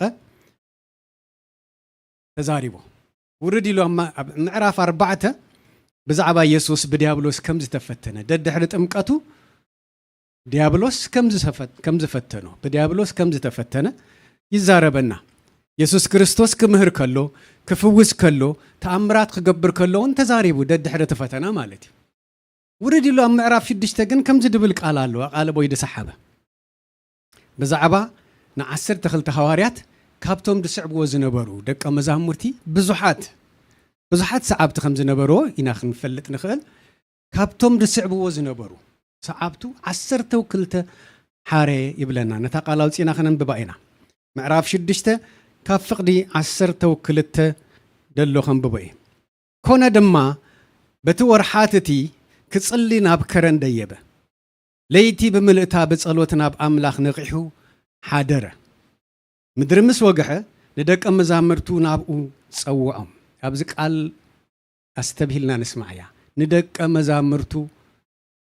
ክስዕብዎ እብል እቶም 12 ጥራሕ ኣይኮኑ ደቀ መዛሙርቱ ብዙሓት ከም ድኾኑ ከነቕልበሉ ደልየ ካባታቶም ሐዋርያት ኢሉ ዝሰመዮም 12 ሓረ ኣነጺረልና ኣብዚ ስምዖን ጴጥሮስ ኢሉ ዝሰመዮ እንድርያስ ድማ ሓዉ ያዕቆብን ዮሐንስን ፊልጶስን በርተሎሜዎስን ማቴዎስን ቶማስን ያዕቆብ ወዲ እልፍዮስ እቲ ቀናዕ እተባሃለ ስምዖን ይሁዳ ወዲ ያዕቆብን ኣብ መወዳእታ እንታይ ኢሉ እቲ ደትሓዞ ይሁዳ ኣስቆሮታውያን እቲ ደትሓዞ ይሁዳ ኣስቆሮታዊ ከም ደትሕዞ ኢየሱስ ክርስቶስ ኣቐዲሙ ዝፈልጥ እዩ ክሓርዮም ከለዎ ግን ኩሎም ኣይፈልጡን እዮም ካብቶም ዝነበሩ ደቀ መዛሙርቲ ፍሉያት ኢሉ ዝመረጾም ኢየሱስ ክርስቶስ ባዕሉ ዝሓርዮም ክንደኦም ነሮም 12 ኣሰር ኢየሱስ እንዳሰዓቡ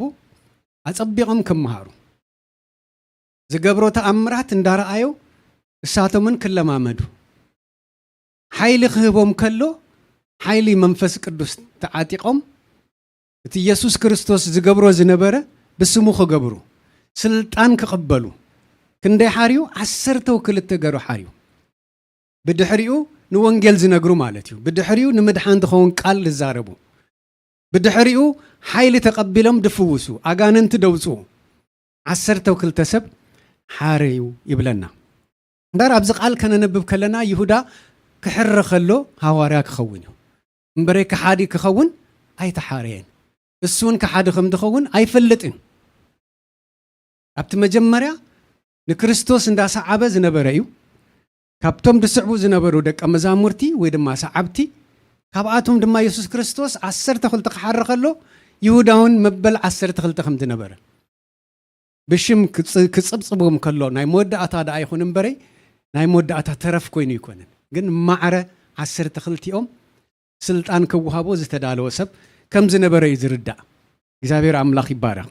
ሙንታይ ብላ ኣሎ ካብቶም 12 ሓደ ኮይኑ ዝተሓረ ይሁዳ ኣስቆሮታዊ ከም ዝነበረ ኣብ ምዕራፍ 6 ጽሒፈልና ናይ ሉቃስ ዘገርም ነገር እንታይ እዩ ብምውኡ ኣይኮነን ሙዩ ሓኪም እዩ ግን ከምቶም ካልኦት ሰዓብቲ ኢየሱስ ክርስቶስ እንዳሰዓበ ቀልቡ ተወሲዱ ካብቶም ገሊኦም ሐዋርያት ዝተባሃሉ ዝተመረጹን ንላዕሊ ናይ ኢየሱስ ክርስቶስ ዓሰር እንዳሰዓበ እንታይ ይገብር ከም ዝነበረ እንታይ ይምህር ከም ዝነበረ ኣቃልቦ ዝሃበ ሰብ ይነሩ ነዚኡ ድማ ነዚ ታሪክ ጽሒፍልና ኣብ ወንጌሉ ኢየሱስ ክርስቶስ ጎይታ እዩ እሞ ይሁዳ ሐዋርያ ክኸውን ጽውዕ ኮነ ተጸዊዑ እምበረ ከሓዲ ኣይነበረን ካብ መጀመርያ ከሓዲ ተድኸውን ንክርስቶስ ኣይምሰዓቦን ንኢየሱስ ክርስቶስ ኣይምሰዓቦን ነሩ ኣብቲ መጀመርያ ሰዓብቲ ዝበሃል ቁጽሩን ኣይመኣተወን ወይ ደቀ መዝሙሩን ኣይምኾነን ነሩ ኢየሱስ ክርስቶስ ጎይታ እዩ ከምቶም ካልኦት ሐዋርያ ትምህርቲ ናይ ጎይታ ተማሂሩ እዩ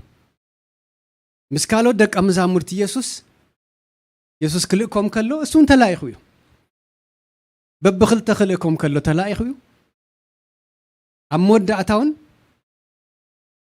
ንኢየሱስ ክርስቶስ ምስክር ክኸውን ተመሊሱ ሪፖርት ክምፁ ከሎ ካልኦት ደቀ መዛሙርቲ እሱን ምስኣቶም ነሩ እዩ ተኣዚዝዎ እዩ ስልጣን ተቐቢሉ እዩ ከይዱ ምሂሩ እዩ ምስክርነት ናይ ኢየሱስ ክርስቶስ ገና ናብ መስቀል ከይከደ ከሎ ማለት እዩ ካልኦት ሐዋርያት ዝገበርዎ ልምድ ኩሉ ፈቲኑ እዩ እግዚአብሔር አምላክ ተመስገነ ይሁን ቃል አምላክ ምስኣቶምን ተማሂሩን ሰልጢኑን እዩ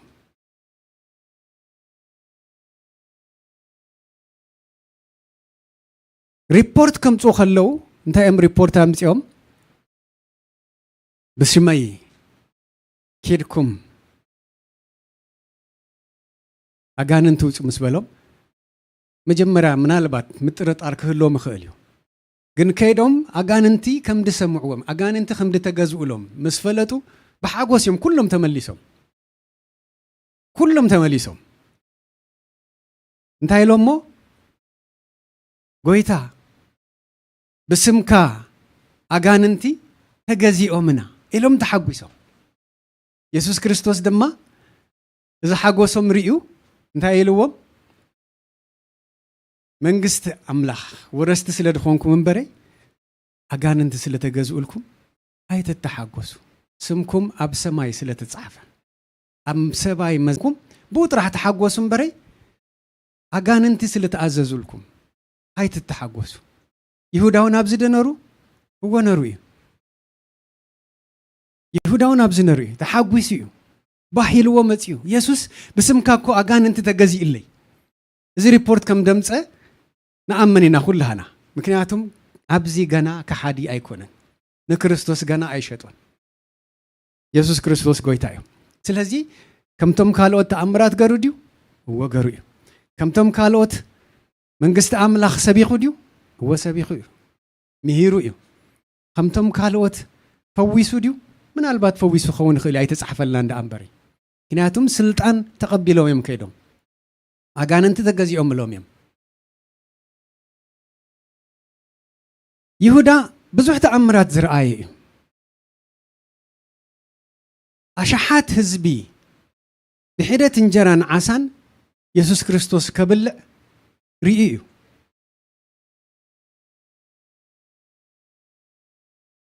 እዚ ተኣምራት ብኢየሱስ ክርስቶስ ክግበር ከሎ ርኢ እዩ ኢየሱስ ክርስቶስ ልዕሊ ማያት ክኸይድ ከሎ ርኢ እዩ ማዕበልን ንፋስን ንክርስቶስ ክገዝዎ ከሎ ምስኣቶም ደነሩ ወነሩ ርኢዎ እዩ ብዙሕ ተኣምራትን ትእምርትን ብኢየሱስ ክርስቶስ ክገብር ከሎ ዝረአየ ምስክር እዩ ስለዚ ካብ ይሁዳ እንታይ ክንመሃር ንኽእል ንምንታይ ከሓዲ ኮይኑ ዝብል ሕቶ ኣብ ርእሰይ ስለ ድመፀ ሎሚ ብዛዕባ ይሁዳ ክንዛረብ ብዛዕባ ይሁዳ ክንርኢ ኣብ ልበይ ዝተቐመጠ ሓሳብ ምሳኹም ኮይኑ ክማቕል ደልየ ደለኹም ስለምንታይ ደኣ ነዚ ኩሉ እንዳረኣየ ይሁዳ ንኢየሱስ ክርስቶስ ክሒድዎ ስለምንታይ ኢየሱስ ክርስቶስ ከምቶም ካልኦት ሰዓብቲ እኮ ብዙሕ ዕሽሽ ኣይበሎን ኣብቲ ዝዓበየ ስልጣን ኣብቲ ዝዓበየ ጽፍሒ ክቕመጥ ምእንታን ነቶም 12 ነገዳት እስራኤል ኣብ መንግስቱ ድሕሪ ምጽኣቱ ክገዝኡ ዝሓርዮም 12 ክኸውን ዝሓረየ እዩ ነሩ ግን ነዚ ኩሉ ዕሽሽሉ ንምንታይ ንኢየሱስ ክርስቶስ ክሸጦ ሓሲቡ ንምንታይ ይሁዳ ወዲቁ ንምንታይ እዚ ኩሉ ናይ ኢየሱስ ክርስቶስ ኣብኡ ዝነበሩ ድልየት ደይተራእዩ እዚ ኢና ክንርኢ ደልየ ዘለኹ ኢየሱስ ክርስቶስ ጎይታ እዩ እሞ ውድቀት ይሁዳ ብሓንሳብ ድመፀ ከም ደይኮነ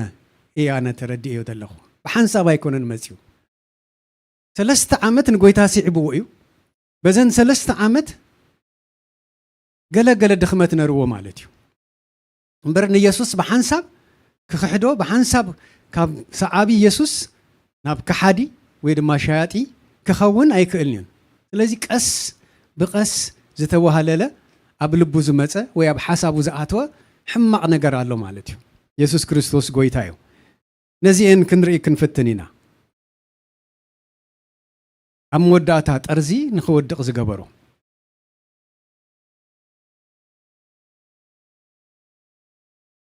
ኩሎም ሃዋርያት ናይ ዮሐንስ ስብከት ሰሚዖም እዮም ቅድሚ ኢየሱስ ክርስቶስ ምምሃር ምጅማር ወዶ ምክንያቱም ኢየሱስ ክርስቶስ መገዲ ዝፀርግ ዝነበረ ናይ ኢየሱስ ክርስቶስ መጽኣት መን እዩ ዮሐንስ እዩ መጥምቅ ዮሐንስ እዩ መጥምቅ ዮሐንስ ሓደ ነገር እዩ ዝምህር ዝነበረ እንታይ እዩ ዝምህር ዝነበረ ኢልና እንድሕር ሓቲትና መንግስቲ ኣምላኽ ቀሪባላ እሞ ተነስሑ እንዳበለ መንግስቲ ኣምላኽ ቀሪባላ እሞ ተነስሑ ካብ ምንታይ እዮም ዝንስሑ ካብ ሓጢኣት ዝተነስሑ ሰባት ድማ ጥምቀት ናይ ዮሐንስ ይወስዱ ከም ዝነበሩ ንፈልጥ ኢና እቶም ዝተሓረዩ 12 ሃዋርያት ነዚ መልእኽቲ ናይ ዮሐንስ ሰሚዖም እዮም ገሊኦም ናይ ዮሐንስ ደቀ መዝሙር ዝነበሩ እዮም ሰሚዖም ጥራሕ ኣይኮኑን ተነሲሖም ስቕድበሉ ሰሚዖም ሰዓብቲ ዮሐንስ እውን ዝነበሩ እዮም ምናልባትም ይሁዳ ነዚ ናይ ዮሐንስ መልእኽቲ ሰሚዑ ዶ መብዛሕትና ንኣምነሉ ቃል ሰሚዑ እዩ ሰሚዑ ድማ ተነሲሑ እዩ መንግስቲ ኣምላኽ ቀረባ ከም ዝኾነት ሰሚዑ እዩ ተጠሚቑ ይኸውን ኢልና ንኣምን ካብኡ ንላዕሊ ግን ንኢየሱስ ክርስቶስ ሰዓቢ ከም ዝነበረ ድማ ንርኢ ኢና ኩሎም ነቲ ጥምቀት ናይ ዮሐንስ ወሲዶም ኢልና እንድሕር ኢና ጥምቀት ናይ ዮሐንስ ናይ መንግስቲ ኣምላኽ ቀረባ ከም ዝኾነት ዘርኢ እምበረይ ናይ ምድሓን ምልክት ኣይኮነን ምድሓን ብጎይታ ብኢየሱስ ክርስቶስ ከም ዝኾነ ዮሐንስ እንድሰብኽ ዝነበረ ብድሕረይ ዝመጽእ ብሓዊ መንፈስ ቅዱስ ከጥምቐኩም እንዳበለ ዝዛረብ ዝነበረ ብማይ ኢየሱስ ደጥምቕ እቲ ድመጽእ ብድሕሪኡ ዝመጽእ ካብኡ ድዓቢ ዝኾነ ኢየሱስ ክርስቶስ ከም ዝኾነ እንዳመስከረ እንዳተኣመነ ኣብ መወዳእታውን ኢየሱስ ክርስቶስ ክጥምቕ ምስ መጸ ዝተዛረበ ኩላና ንዝክር ኢና ፈቃደኛውን ኣይነበረን ዮሐንስ ኢየሱስ ክርስቶስ ግን ትሕትና ክመሃር ኣይኮነን ትሕትና ክምህር ዝመጸ ኣምላኽ ክነሱስ ሰብ ኮይኑ ትሕት ኢሉ ዝወረደ ንዓይን ንዓኻትኩምን ከድሕን ህይወቱ ክሳብ ዝሕልፍ ዝቐበጸ ኣብ ትሕቲ ዮሐንስ ተጠሚቑ ሽዑ መንፈስ ቅዱስ ኣብ ልዕሊኡ ወሪዱ ኢየሱስ ክርስቶስ ጎይታ እዩ እሞ ሃዋርያት ኩሎም ናይ ዮሐንስ ትምህርቲ ተማሂሮም እዮም ናይ ዮሐንስ ጥምቀት ተጠሚቖም እዮም ንኢየሱስ ክርስቶስ ምስ ረኸብዎ ግን ፍሉይ ነገር እዮም ተማሂሮም እቲ ፍሉይ ዘብሎ ነገር እንታይ እዩ እቲ ትምህርቲ ሓደ እዩ መንግስቲ ኣምላኽ ቀሪባላ ከይኮነስ መንግስቲ ኣምላኽ መፅያላ እሱ ባዕሉ መንግስቲ ከም ዝኾነ እሱ ባዕሉ ኣምላኽ ከም ዝኾነ ወዲ ኣምላኽ ከም ዝኾነ እዩ ዝነግሮም ዝነበረ እቲ ኣነ ዝነግረኩም ዘለኹሲ መንፈስ እዩ ህይወት እዩ ቃል እዩ እቲ ቃለይ ህይወት እዩ ዝብሎም ዝነበረ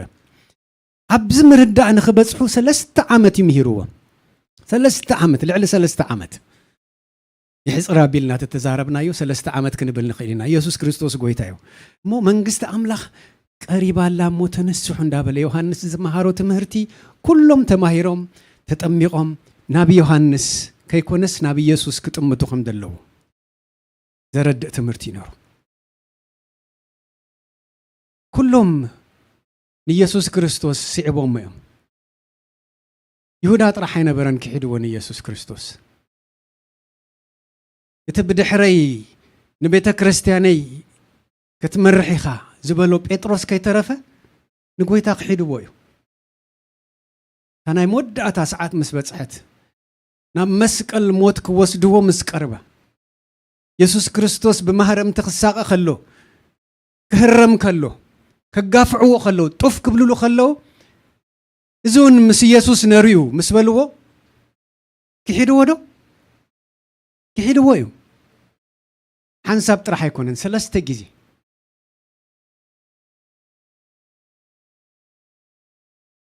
ኢየሱስ ነዚ ነጊርዎ ደነሩ ደርሆ ከይነቀወ 3 ግዜ ክትክሕደኒ ኢኻ ኢልዎ ዶ ይሁዳ ጥራሕ ኣይኮነን ንኢየሱስ ክሒድዎ ፍልልይ ግን ኣለዎ መብዛሕትኦም ንኢየሱስ ዝተጠራጠሩ መብዛሕትኦም ንኢየሱስ ክሒዶም ዋላ ድበልናዮም ሰባት ብንስሓ ተመሊሶም እዮም ነፍሶም ኣያጥፉን ነዛ ዕድል እዚኣ ይሁዳ ረኺቦ ደነሩ ብዙሕ ጊዜ ኢየሱስ ክርስቶስ ነጊርዎ እዩ እዚ ኣነ ዝነግረኩም ዘለኹ ቃል መንፈስ እዩ ህይወት እዩ እንዳበለ ክዛረብ ከሎ ይሁዳ ግን ኣብ ርእሱ ካልእ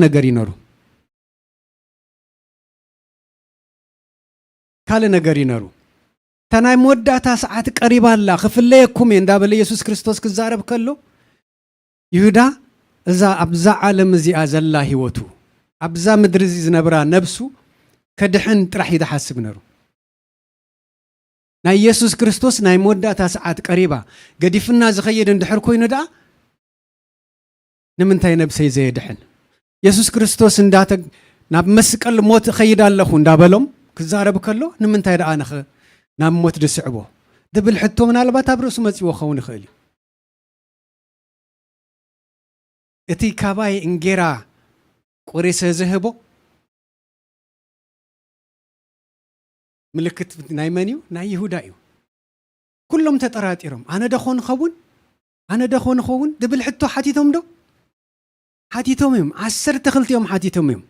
መወዳእታ ይሁዳ ንርእሱ ከይተረፈ ማለት እዩ ጎይታ ካብቶም ዝኽሕዱኻስ ኣነ ደኾን ክሳብ ዛ ሰዓት እዚኣ ኢየሱስ ክርስቶስ ንይሁዳ ክሕዶ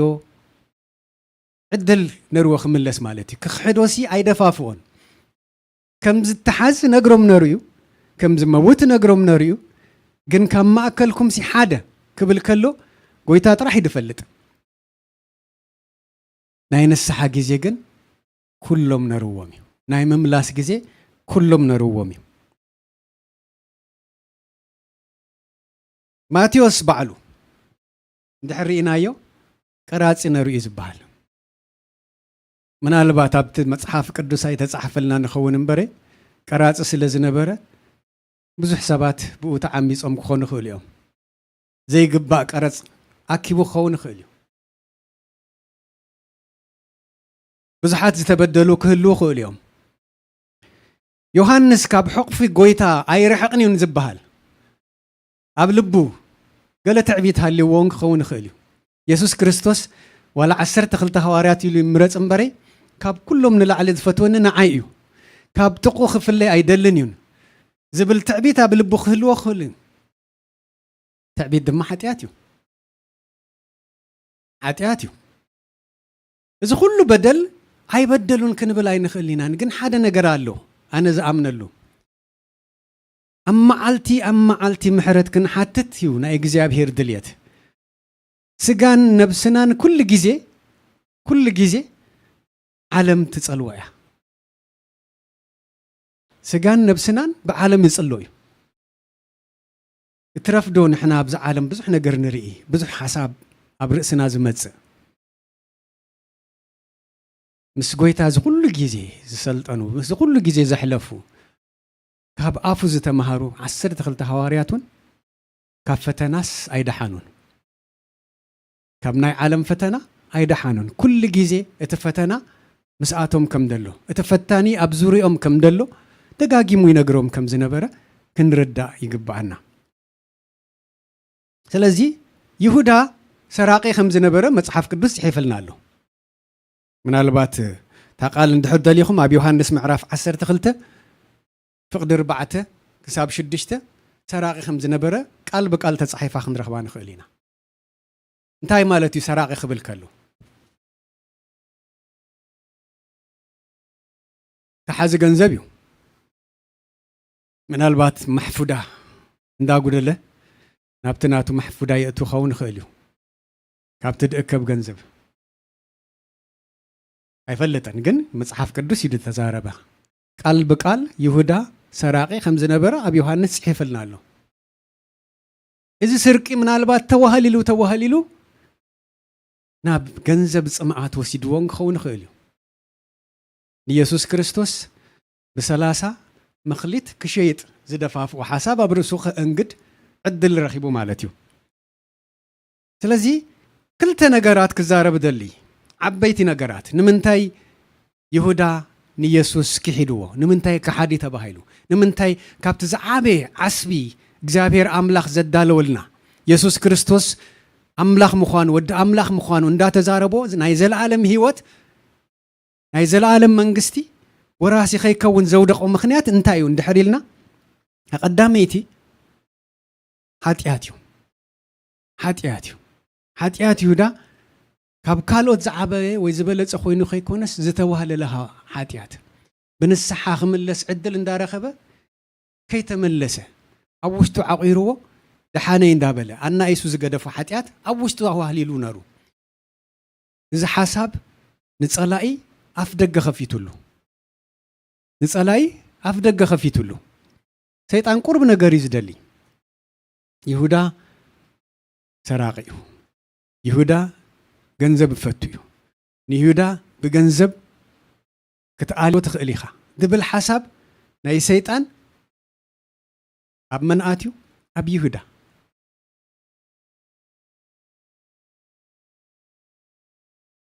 يحواتي شلل لنا نحالفهم بزو حاتيات الله بزو حاتيات داي مثلنا يكونن حاتيات مخانون دافلتنا እግዚአብሔር አምላክ ግን ሰናዩ መሐሪዩ ምሕረቱ ድማ ንዘለዓለም እዩ እዚ ቃል ስቂልናን ብቦ ይኮነን ብምርዳእ ከነንብቦ መሐሪ ምዃኑ እንድሕር ንፈልጥ ኮይናስ ደጊምና ናብቲ ሓጢአት ከይንወድቕ ደጊምና ናብቲ ሓጢአት ከይንምለስ ኩሉ ሰዓት ክንዝክሮ ዝገብረና ቃል እዩ መሐሪ ምዃኑ እንድሕር ተኣሚንና ኣብ ውሽጥና ደሎ መንፈስ ቅዱስ እዩ ዝነግረና ደሎ ጌጋ ከም ዝገበርና ንጋገ ከም ደለና ولا كو خينغاغ دحلونا منفس مسانا الله እንዳበልና ንእመን እምበሪ ከም ሰባት ብዙሕ ዘጋጊ ነገር ኣለና ከም ሰባት ንኣቱ ንወፅ ከም ሰባት ንበልዕ ንሰቲ ከም ሰባት ምስካለ ሰባት ንራኸብ ብዙሕ ዝውንንና ነገር ኣሎ ናብ ሓጢአት ክወስድና ዝኽእል ከይፍ ተፈለጠና እሱ ይኮንኩን ትብል ደለኹ ግን መንፈስ ቅዱስ ክወቕሰና ከሉ ክዛረበና ከሉ ሕልናና ጌጋ ምዃኑ ክንርዳእ ከለናስ ቀልጢፍና ገጽ ኣምላክ እንደሊ قلتفنا خنسح قلتفنا نتدقبرنا يو حاتيات تنسحنا تجيبنا خين قبرو نرسنا قال كناتو كاب يهودا نمهرلو حدك قال دراخو نجر زيو يهودا سراقي نرو يسرق نرو يسوس داي فلت كوينو يكونن كلهم بداي قبنا يكونوا نبي يسوس تتصويعهم كلهم دخومات تبهلو يوم كلهم قال أملاك دفلت كوينو ما يكونون تمريز يوم ካብ ኢየሱስ ክመሃሩ ስለደለዎም ግን እቲ ቃል ህይወት ዝኾነ ቃል ካብ ጎይታ ክመሃሩ ስለደለዎም ጎይታ በዓሉ ስለደመረጾም ስለድጸውዖም ስለዝሓረዮም ነዚ ዕድል ረኺቦም ደኣ ምስ ሲዕቦም እምበረ ብደይ ገበን ኮይኖም ኣይኮኑን ንእሽተይ ሓጢአት ዝበሃል የለን ኣብ ቅድሚ ኣምላኽ ሓጢአት እዩ ሓጢአት ማለት ካብ ኣምላኽ ሓሳብ መፍላይ ማለት እዩ نزي تردينا هنا زي قبرنا يون كله أبكر مع أملاك كل جزء بنسحة خنقرب تتفلت أنا كن أمانو بدي فلات تقبرنا يون ما أملاك كل ساعة محاري خم تخونس كن أمانو ترحي جزابير دما محاريو تبودو بيسوس كريستوس زفكرنا يسوس كريست جزابير أملاك سي فقر مخانس كل ساعة كن أمان يسوس دما حنساب اندحر حيزكا أي فنو كانين أي قد فكانين عشي شاي بلا كانين أي بلكنين نزيس كن ردع እግዚአብሔር አምላኽ ሎሚ ንዓይና አኻትኩም እንዛረበናል ሸለል ኢልና ንሓልፎም ንኣሽቱ ሓጢአት ኢልና ዋጋ ደይንህቦም ነገር የለን ኩሉ ሓጢአት ሓጢኣት እዩ ካልኣይ ውድቀት ኢለ ድረኣኽዎ ናይ ይሁዳ ንጎይታ ምስቶም ካልኦት ሰዓብቱ ስዒብዎ እዩ ምስቶም 12 ሃዋርያት ስጋዕ መስቀል ቁርብ ምስ ተረፎ ስዒብዎ እዩ ብሰባት ክረአ ከሎ ሃዋርያ እዩ ሰዓቢ ክርስቶስ እዩ ክሳብ መወዳእታ ንኢየሱስ ክርስቶስ ደይፍለ ሰብ ተባሂሉ ክረአ ክእል እዩ ኣብ ልቡ ግን ሓደ ነገር ከም ደሎ የተማሂረ ላንጋ ዝኾነ እምነት ይነርዎ ማለት እዩ ብሙሉእ ንኢየሱስ ክርስቶስ ኣይተኣመኑን ብሙሉእ ንኢየሱስ ክርስቶስ ኣይተኣመኑን ቃል ኣምላኽ ተማሂሩ እዩ ካብ ኢየሱስ ክርስቶስ ቃል ወሲዱ እዩ ተማሂሩ እዩ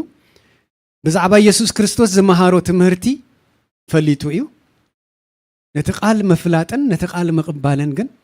በበይኑ እዩ ነቲ ቃል ተደይ ኣሚንካሉ ፍልጠት ጥራሕ ኮይኑ ይተርፍ ኣብ ህይወትካ ስጋ ይለብስን ህይወታ ሂበካን እሞ ይሁዳ ብሙሉእ ልቡ ንኢየሱስ ክርስቶስ ኣይኣመኑን ከምቶም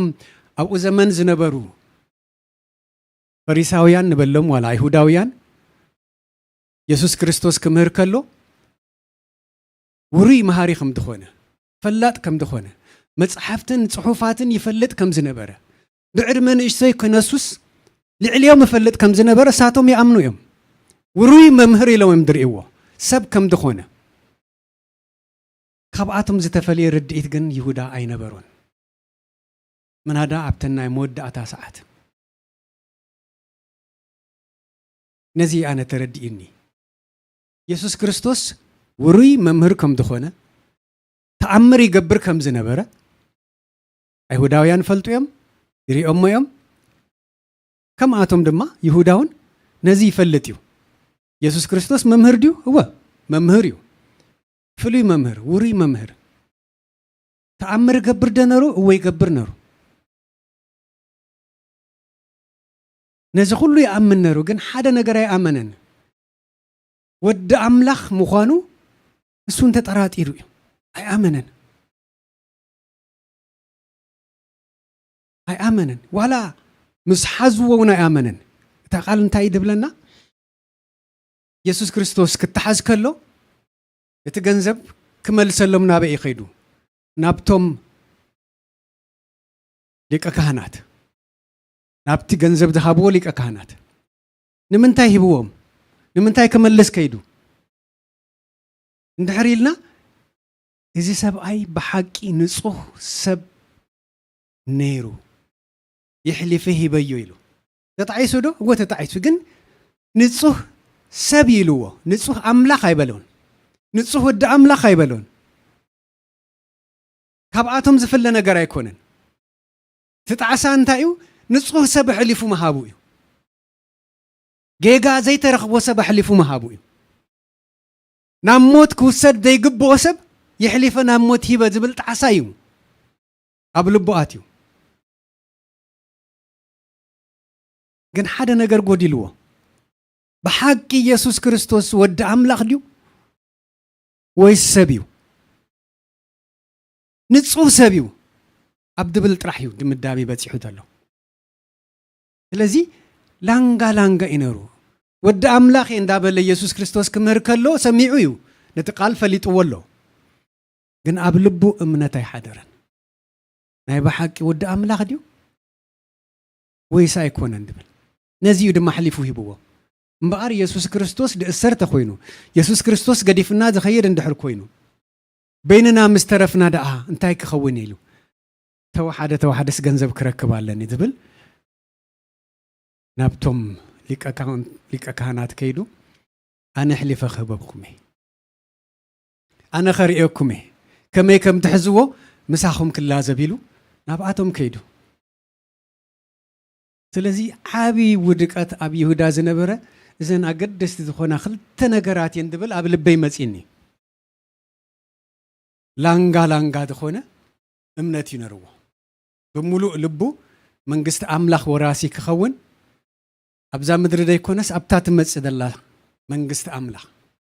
ኣብታ ሰማያዊ ቤትና ምናልባት ኣብ ልቡ ዝነበረ ዝኩሉ ዓመታት ደሰዓብክዎ ኣብ ኢየሩሳሌም ኢየሱስ ንጉስ ምስኮነ ኣነ ድማ ካብቶም 12 ሐዋርያት ሓደ ቦታ ክወሃበኒ እዩ ወይ ሚኒስተር ክኸውን እዩ ኣብ ገንዘብ ተሓዚ ስለ ዝኾነ ናይ ገንዘብ ሚኒስተር ድብል ሓሳብ ልርዎ ክኸውን ይኽእል እዩ እቲ ምድራዊ ዝኾነ ክብሪ ጥራሕ ይርዩ ነሩ ማለት እዩ ኣብ ምድሪ ክህልዎ ዝግባእ ምድሪ ኢየሱስ ክርስቶስ ንጉስ ክኸውን ከሎ እሱ ድማ ካብቶም ሽማምንታት ሓደ ሰብ ካብቶም ብዙሓት ክግዝእዎም ዘለዎም ብዙሓት ከይኮነስ ሒደት ሽማምንቲ ሓደ ከም ትኸውን እዚ ተስፋ ጥራሕ ኣብ ልቡ ዝነበረ ማለት እዩ ዓለም ነዚኣ ከተጠምተና ትደሊ ኣብ ምድሪ ብዙሕ ነገር ኣሎ ዝሕዘና ካብ ሓሳብ ጎይታ ክፈልየና ዝኽእል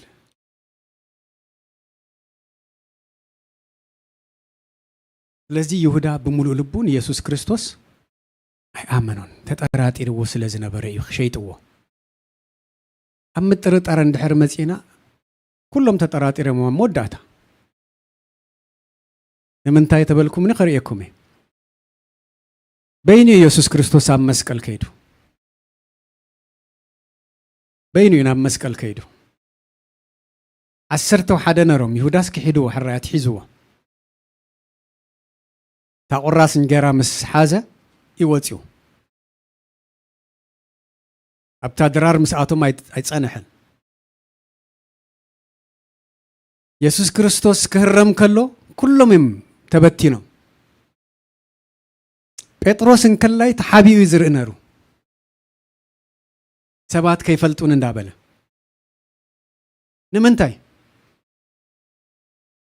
ንምንታይ እንድሕር ኢልና ተጠራጢሮም ምሳቶምን ምናልባት ተኣምራት ገሩ ካብቲ ማእሰርቲ ወፅእ ደኾን ድብል ሓደ ፖዚቲቭ ሳይድ ኣለዎ ምናልባት ቀቅድሚ ይዱ መሓዙ ቅድሚኡ ዝነበረት ግዜ ኣነ ክብሎም ከለኑ ድሕሪት ክወድቁ ከለቶም ሓለውቲ ኣብዚ እዋን እዚ ግን ሒዞሞ እንዳሃረምዎ ከለው ታሰዓት ሕጂ ትኸውን ድሕሪት ተደፊኦም እሱ ድማ ሓራድ ወፅእ ንርእሱ ድብል ሓሳብ ህልዎም ብሓደ ወገን ብኻለ ወገን ድማ ንኢየሱስ እኳ ከም ዝደጋፍዕዎ ንዑ እኳ ከም ዝገርፍዎ ዘለው ንዓዩን ከይሕዙኒ ድብል ፍርህ ድማ ውሽጦም ነሩ ምጥርጣር እዩ እዚ ምጥርጣር እዩ ግን እዚ ምጥርጣር ስጋዕ መወዳእታ ኣይከደን ከምቲ ቃሉ ተጸቢዮም እዮም ይትስእ ደኾን ኣይከውንን እንዳበሉ ጽበይዎ ነሮም እዮም ድሕሪ ትንሳኤ ግን ኣብ ማእከሎም ምስተረኸበ ኣሚኖም እዮም ኣሚኖም ዶ ቶማስ እንከላይ ከይተረፈ ኣነ ኣምንን ኢሉ ኣነ ናይ ቶማስ ባህሪ ሓንሳብ ግርም ብለኒ ፊት ይዛረብ ብገርህነት ግን ግሉጽ ዝኾነ ነገር ኢየሱስ ክትንስእ ከም ዝኾነ ፈልጥ እዩ ከምቶም ካልኦት ሐዋርያት ግን ኢየሱስ ከም ተራእዮም ኣብ ቦታ ስለ ዘይነበረ ሽዑ ከይረኣኹ ኣይኣምንን ኢልዎም ኢየሱስ ድማ ኣማን እምበር ተጠራጣሪ ክትከውን ኣይደለኹን ንዓ ኢልዎ ጻብዕት ካብ ጎነይ የእቱ የዳወይ ረኣይሉ ተንኪዎ ኣሚኑ ኢየሱስ ክርስቶስ ጎይታ እዩ ስለዚ ኩሎም ተጠራጢሮም እዮም ሓደ ነገር ግን ፈልጡ ነሮም ኢየሱስ ክርስቶስ ወዲ ኣምላኽ ምዃኑ ኣይተጠራጠሩን ኣሚኖም እዮም ዋላ እኳ ብመስቀል ይሙት እምበረ ወዲ ኣምላኽ ምዃኑስ ኣይተጠራጠሩን ኣሚኖም እዮም ናይ ዘለዓለም ህይወት ክህቦም ከም ዝኾነ ተጸቢዮም እዮም ኣብ ማእከሎም ይገሃድ ከም ዝነበረ ግን ኣይፈለጡን ከም ዝትንስእ ይኣምኑ እዮም ግን ተንስዩስ ናብ ኣቦ ከም ድኸይድ ጥራሕ ምናልባት ዝሓስቡ ዝነበሩ ኣብ ማእከሎም ግን ንነዊሕ ግዜ እንዳተገልጸ ይምህሮም የተባብዖም ከም ዝነበረ ግን መጽሓፍ ቅዱስ ይነግረና ስለዚ ጸኒዖም ከም ዝነበሩ ክንርዳእ ንኽእል ኢና እንተርፎ ይሁዳ ላንጋ ኮይኑ ኣብታ እምነቱ ህይወቱ ባዕሉ ጥፊዋ ዮሐንስ 6 መወዳእታ ኸሙ ይድብለና ህይወቱ ባዕሉ ኣጥፊእዋ ጎይታ ይባረክ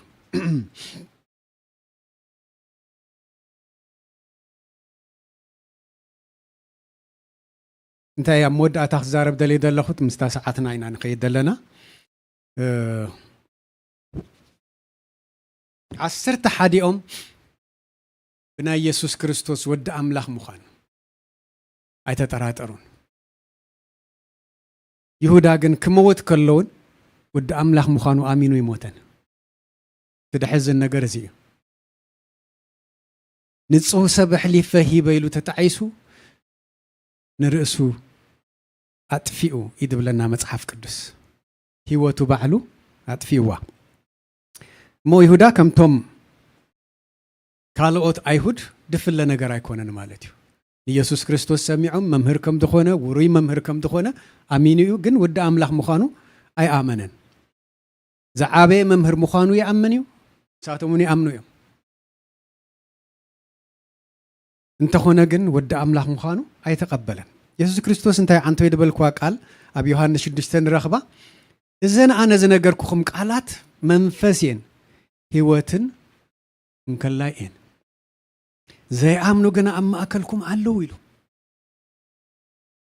ንይሁዳ ኸድሕን እዩ ነዚ ቃል ተዛሪቡ ከይጠፍእ ምእንታን እዩ ቃለይ ስምዑ ቃለይ መንፈስ እዩ ቃለይ ህይወት እዩ ህይወት ክብል ከሎ ናይ ዘለዓለም ህይወት ማለት እዩ እዚ ክዛረብ ከሎ ቶም 12 ጥራሕ ይነበሩን ብዙሓት እዮም ቶም ደቀ መዛሙርቱ ዝነበሩ ብዙሓት ድማ ንድሕሪት ተመለሱ ብለና ብዙሓት ንድሕሪት ተመለሱ ንምንታይ ተመሊሶም ፍርሂ ካብዚ ዓለም እዚኣስ ክፍለዮስ ኣይደልዩን እቲ ናይ ዝመፅእ ደሎ ዘለኣለማይ ድኾነ መንፈስ የድበሎም ኢየሱስ ክርስቶስ ከም መንፈስ ክቕበልዎ ይከኣሉን ከም ሰብ እንዳረኣይዎ ኣነ መንፈሴ ቃለይ መንፈስ እዩ ህይወትን ውዩ ህይወትን እንከላዩ እንዳበሎም ከሎሲ ነዚ ቃል ክቕበልዎ ኣይደልዩን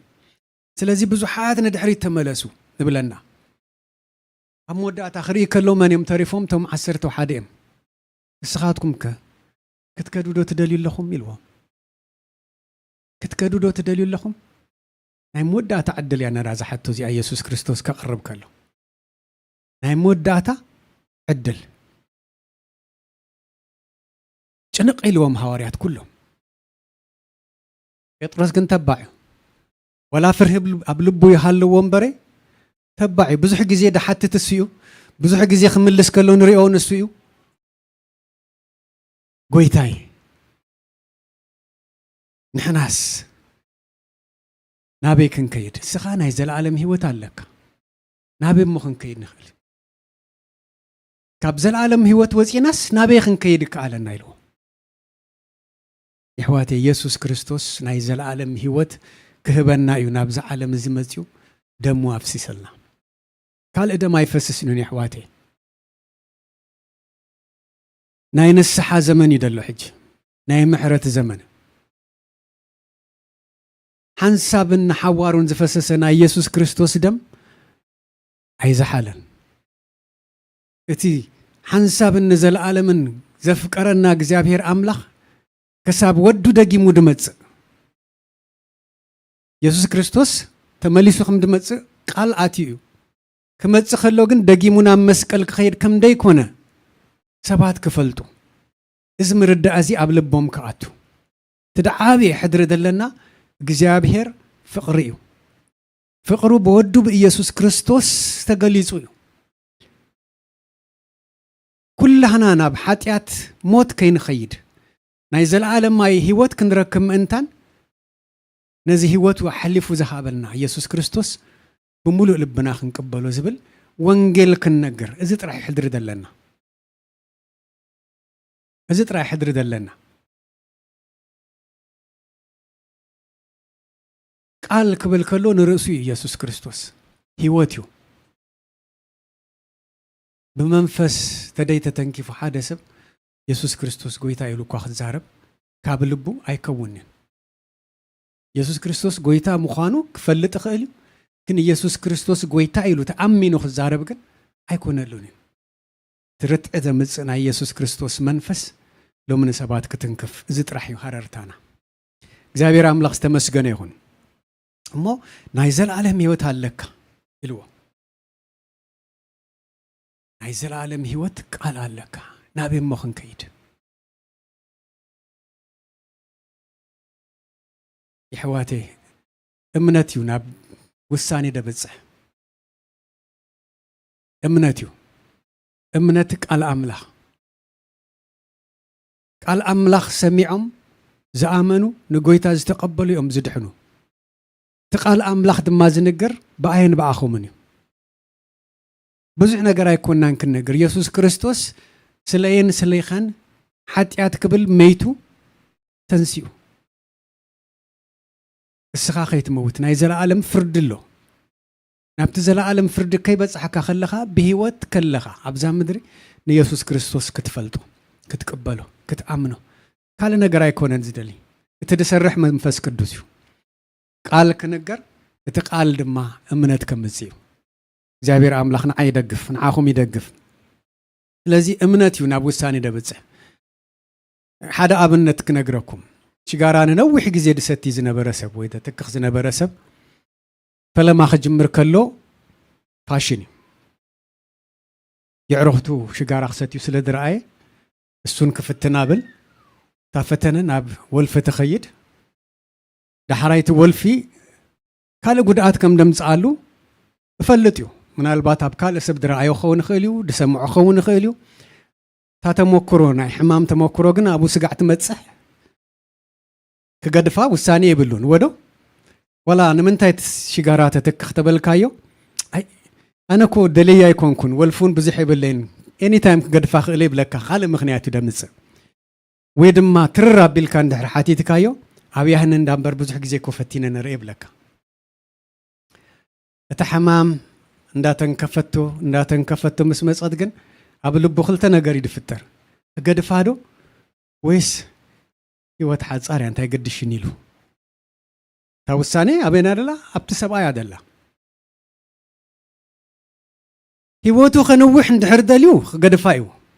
ምክንያቱም እቲ ደለዎ ሰዓቤን ይድርኢ ደሎ ማለት እዩ ትደምጽኣሉ ሰዓቤን ስለዚ ካብ ሞት ህይወት ሕሸኒ እዩ ትብል ካብ ሞት ህይወት ሕሸኒ ደብል እንድሕር ኮይኑ ግን ታ ሞት ኣይተርፍነ ነታ ሞት ይደቀላጥፋ ደሎ ማለት እዩ ስለዚ ንሰባት ኢየሱስ ክርስቶስ ህይወት ከም ደኾነ መገዲ ከም ደኾነ ሓቂ ከም ደኾነ መንገር ናተይ እናታትኩምን እዩ እታ ምርጫ ግን ኣብ ልቡ ርትዕ ረኺቡ ድቕበላ እንድሕር ኮይኑ ህይወት መሪጹ ደይ ተቐበላ እንድሕር ኮይኑ ግን ታ ሞት ደይ ተተረፍያ ምናልባት እሱ ድረአዮ ከምዝናይ ኣይ ከም ናይ ይሁዳ ኣብዛ ምድሪ እዚ ደላ ሰዓቤን እንድሕር ኮይኑ ጊዜያዊ ዝኾነ ሓጎስ ጊዜያዊ ዝኾነ ደስታ እዩ ድርኢ ዘሎ ማለት እዩ እታ ናይ ዘለኣለም ሞት ከም ደላ ኣይተራእየቶን እዚ ቃል ግን ኣብ ውሽጡ ርትዕምፂኡ መንፈስ ቅዱስ እንድሕር ረቲዕዎ ግን ይሕዋተይ ቤተ ክርስቲያን ኣይደልንን ሰባት ኣይደልንን በይኑ ነቢዑ ንጎይታ ክቕበል ይኽእል እዩ በዚ ኣይትጠራጠሩ ተሓድርና ግን ፍቕሪ እያ ካተቐበልናኛ ፍቕሪ ካብ ጎይታ ድወሰድናያ ፍቕሪ ንሰባት ክንነግር ንሰባት ክንዘርእ ከምቲ ዓንቶይ ኣውና ፍቱ ክዛረብ ከሎ ኢየሱስ ክርስቶስ ብቃልን ብግብርን ይምህር ነበረ ኢልና ብዙሕ ግዜ ኣባና ታ ግብሪ ዝወደቐት እያ ዝሕልት እያ ንሓወይ ከፍቅር ታደልየት ኣለሃኒ ግን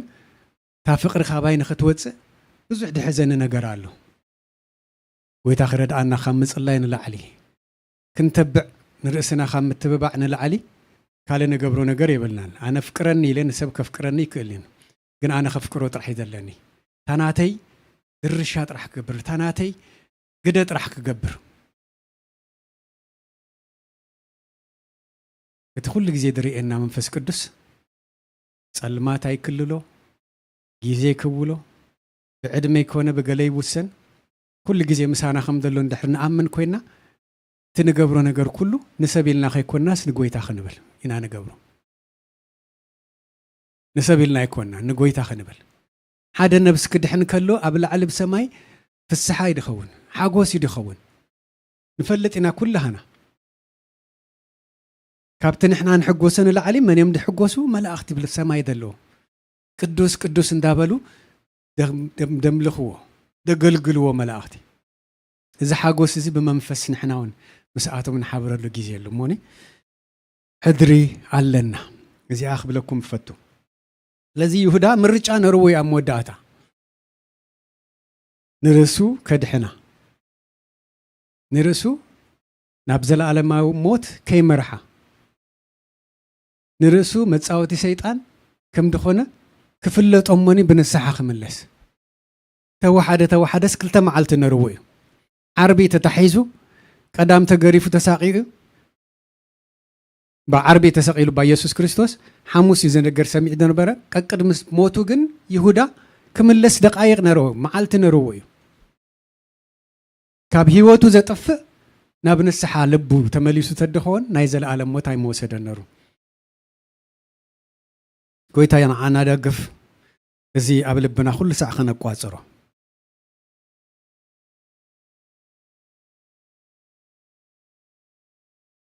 لذي كتقال لنا زانا يلو متمرتين كياتهم أيتود عنان نيكستو كنقصلاينا امنت كم مسمع قبل برومي معرف عسرته امنت كم منتا كم مسمعون بقال كريستوسيو قبلنا ذا امنت زي ابي يهودا غودي لازم نبرت اباينا باخاتكم ግን እግዚአብሔር አምላክ ደግፈና ጎይታ መንፈሱ ረዲእና ኢየሱስ ክርስቶስ ጎይታ ምዃኑ አሚንና ዝድሐና ሰባት ነዝድሕነትና ዝመንዛዓና ወላ ሓደ ሓይሊ የለን ወዳ ሓደ ሓይሊ ግን ምስኡስ ጋዕ መወዳእታ ክንከይድ ግን ኢየሱስ ክርስቶስ ሓይሊ መዓልቲ ክውስኸና ብመንፈሱ ኩሉ ሰዓት ክድግፈና ክንብርትዕ ዝግባአና ይሞኒ እምነት በቃል ኢየሱስ ክርስቶስ ቃል አምላክ ኩሉ ሰዓት ሓረር ክንብል ቃል አምላክ ኩሉ ግዜ ክንጸምዕ ጊዜ ከነሕልፍ ምስ አምላኽ ሕድሪ ክብለኩም ፈቱ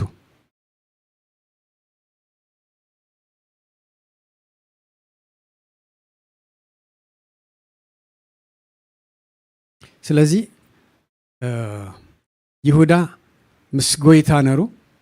ካብ ጎይታ ግን ተፈልዩ እቲ ምርጫ ይነሩ ሓደ እኳ በሓቂ ኢየሱስ ክርስቶስ ጎይታን መድሓኒን ምዃኑ ዘይኣምን እንድሕር ኮይኑ ኢየሱስ ክርስቶስ ጎይታ ኢሉ እኳ ክዛረብን ዓቕሚ ኣይህልዎን እዩ ክቕበሎን ኣይክእልን እዩ ስለዚ እታ ቀዳመይቲ ነገር እንታይ እምነት እዩ ኣብ ውሽጥና እምነት ተደይሃልዩ ነቲ ንገብሮ ነገር ክንስጉም ኣይንኽእልን ኢና تا እምነት ድማ ካብ ቃል ኣምላኽ እያ ቃል ኣምላኽ ኩሉ ሰዓት ሓረር ክንብል ርክብና ምስ ጎይታ መዓልታዊ ክንገብር ተጠራጣሪ ሰብ ኩሉ ግዜ ህይወቱ ኣብ ሽግር ይዳኣቱ ኩስን ኣይክእልን ኣብ ውሳኔ ኩሉ ግዜ ጸገም ገጥሞ ነዚ እዩ ምስ ጎይታ ተደይሃሊና ዝጽበየና ካልእ ጸላእ ኣሎ ሰይጣን ኩሉ ሰዓት ስቃይ ይብልን አንጻር ጎይታ ኣና ንኸውን ማለት እዩ ንምንታይ ዶም ጸረ ክርስቶስ ኮይኖም ዝትስኡ ዘለዉ ሰባት ኣመንቲ ኮይኖም ኢየሱስ ክርስቶስ ቃል ዝዛረቡ እንዳመሰሉ ግን ካብ ኢየሱስ ክርስቶስ ዝተፈልዩ ሰባት ብገለገለ ተፈልዮም ምኽንያት ኣለዎም ነናቶም ግን እቲ ንፈልየሉ ቃል ኣብ ውሽጥና እንደ ዓበ እንደ ማዕበል ክኸይድ ምንታን ኩሉ ግዜ ረክብና ምስ መንፈስ ቅዱስ ከይቋረጽ ምስ ቃል ኣምላኽ ከይቋረጽ ብውልቅና ይኹን ብሓባር ነዚ ዝደሊ እግዚአብሔር ኣምላኽ ምስ ጎይታ ተደይ ኮይና አንጻር ጎይታ ምዃንናስ ኩሉ ሰዓት ክንዝንግዕ ይብልና እዚኣ ክብል ፈቱ በዚኣ ክድምድም እሞኒ ዳሕራይ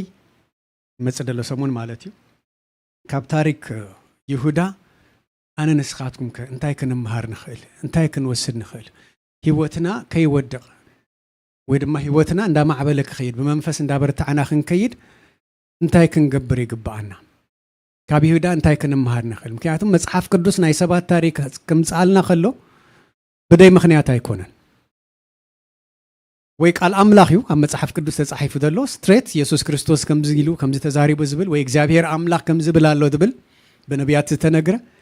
ወይ ድማ ናይ ሰባት ታሪክ ካብ ውድቀቶም ክንምሃር ካብ ትብዓቶም ንሕና ድማ ክንተብዕ ተጻሒፍልና بداي مخنيات منفس قدوس دريخوهم نزي قال اب مصحف قدوس اي تጻحفلنا نزي انا لومي ناي سبات تاريخ كنصنع كلنا ناي يهودا تاريخ بزو حي تጻحفنا بمصحف قدوس باي ذا وي 4 بوتا طرحي ناي يهودا تاريخ وي يهودا تጻحفو دلو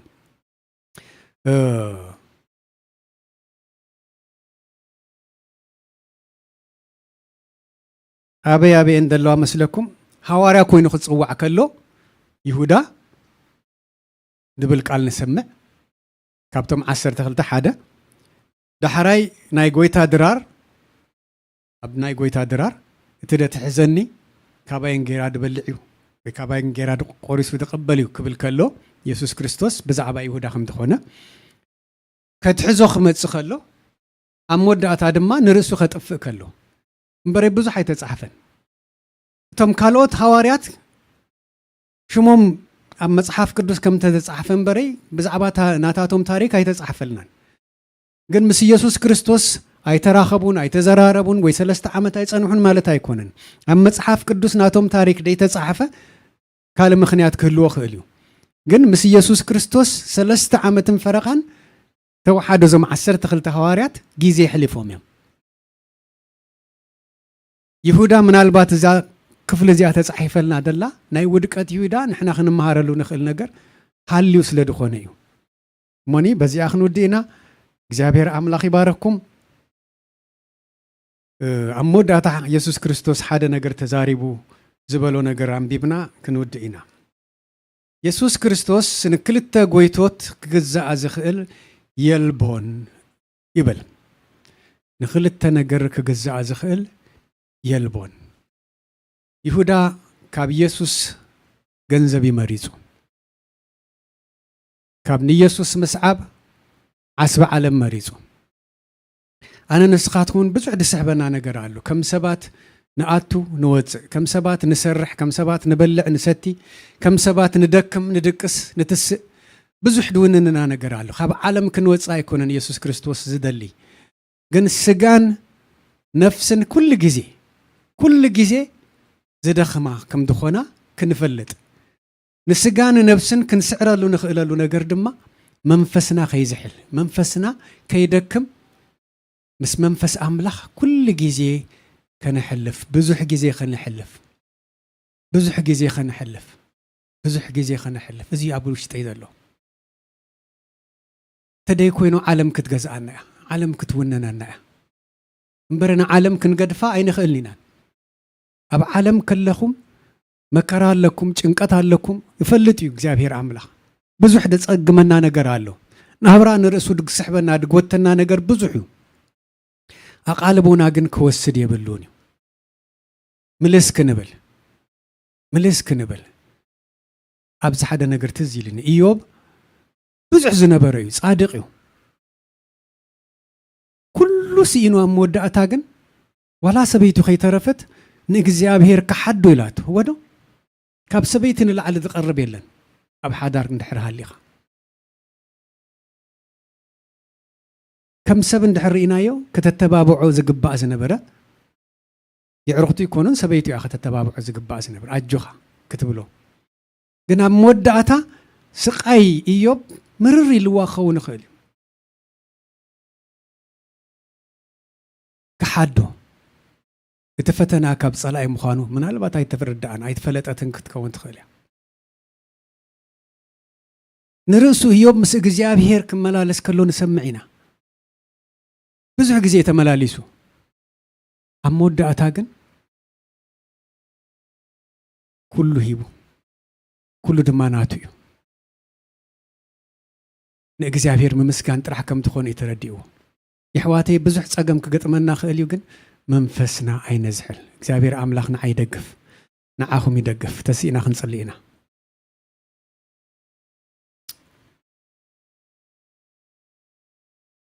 هاليلويا هاليلويا تمسكن እግዚአብሔር لعلبه እግዚአብሔር كمታ አንተወይ ክንዝምር ከለና ኩልንትናና ኢየሱስ ክርስቶስ ኮርሰና ኩውነና خملكنا ምእንታን ስጋን ነብስን ጸጥ ክብል እግዚአብሔር አምላኬ በዚህ ሰዓት እዚ ተስኻዝ ተዛረብካና ቃልካ ጥራሕ ክንወስድ መንፈስና ኸይዝሕል ምእንታን መንፈስና መዓልታዊ ክበርትዕ መዓልታዊ ከንሕድሶ ወእግዚአብሔር አምላኬ በቃልካ ተዛሪብካና ኢኻ ቃልካ ህይወት እዩ ቃልካ መንፈስ እዩ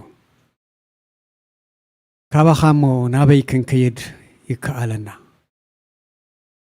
ካባኻ እንድሕር ወፂና ዘለዓለማይ ሞት እዩ ድጽበየና እግዚአብሔር አምላኬ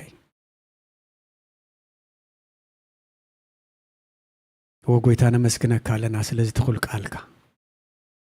ኩልንትና ናስኻ ክትወርሶ ተዛረብካና ቃል ኣብ ህይወትና እግዚአብሔር አቦዬ ዓቕሚ ክህልዎ ከጓየና ናባኻ ከጥብቀና ኣብ ቅድሜና ንዝገጥመና መዕንቀፊ ኩሉ ከሳግረና ዝኽእል ቃል ህይወት ምዃኑ ተኣሚንና ወኢየሱስ ክርስቶስ እስኻ ህይወት ምዃንካ መዓልታዊ ምስ መንፈስና ከም ዘለኻ ክንእመን ከም ትሕውለና ካብ ክፉእ ነገር ከም ተድሕነና ካብ ሞት ከም ተውፅኣና ካብ ፈተና ከም ተድሕነና ብሕማምና እግዚአብሔር አምላኬ ኣብ ዝጎደለና ኩሉ እስኻ ትመልኣላ ከም ድኾንካ ተኣሚንና ዓለም ከይትውነናና እግዚአብሔር አቦዬ በመንፈስካ ቃል ድኾነ ህይወት ስለተዛረብካና ነመስግነካ ኣለና ኩልንትና ናስኻ ውረሶ ኩልንትና ናስኻ ውረሶ ወእግዚአብሔር አምላኽ እስኻ ብሩኽ አምላኽ ኢኻ ፈቃር አምላኽ ኢኻ ሓያል አምላኽ ኢኻ ንእመነካ ኣለና መሓሪ ምዃንካ ንእመን ኣለና ብፍላጥ ይኹን ብደይፍላጥ ኣብ መዓልቲ እግዚአብሔር አቦዬ ምሕረት ክንልምን ምሕረት ክንሓትት ንሕዋትና ክንብድል ከለና ካብ ኩሉ ንላዕሊ ንዓኻ ከም ዝበደልና እንዳተኣመና ኣብ ቅድሚኻ ክንውድቕ ምሕረት ክንሓትት እግዚአብሔር አቦዬ ስለተዛረብካና ነመስግነካ ኣለና ላንጋ ዝኾነ ህይወት ከይንነብር ወእግዚአብሔር አምላኬ ብነገራት ከይንውሰድ ካብ ነገራት ንላዕሊ ግን ናህካ ህላውነት ክወስደና ናህካ ህላውነት ክውንነና እግዚአብሔር አምላኽ የጽልይ ኣለኹ እዚ ቃልካ ሕያው እዩ ነዚ ሕያው ቃልካ ድማ ክንእመኑ ምድሓን ብጎይታ ብኢየሱስ ክርስቶስ ጥራይ ከም ድኾነ እግዚአብሔር አቦዬ እቲ ንሕና ዝኣመንናዮ ቃል ንኻልኦቱን ከነውፅእ ክንዛረብ ትብዓት ክትኮነና ንሰባት ክንቀይር ኣይኮነን እግዚአብሔር አምላኼ ኢየሱስ ግን ህይወትን ሓቅን መገድን ከም ድኾነ ክንዛረብ ትብዓት ወስኸና بجيتا بإيسوس كريستوس سم ጸለና እግዚአብሔር አምላክ ይባረክኩም እግዚአብሔር አምላክ በነገራት ሁሉ ይባረክኩም በተኸድዎ ዘበለ ሁሉ ቀቅድሜኹም ይውጻ ብሩኻትኩም ሞነ በረኸትኩኑ ናይ እግዚአብሔር አብ ፍቅሪ ናይ ወዱና ኢየሱስ ክርስቶስ ጸጋን ሰላምን ናይ መንፈስ ቅዱስ ሕብረትን ሓድነትን ምሳኹም ይኹን እግዚአብሔር አምላክ ይባረክኩም ሃሌሉያ ወዲና ለና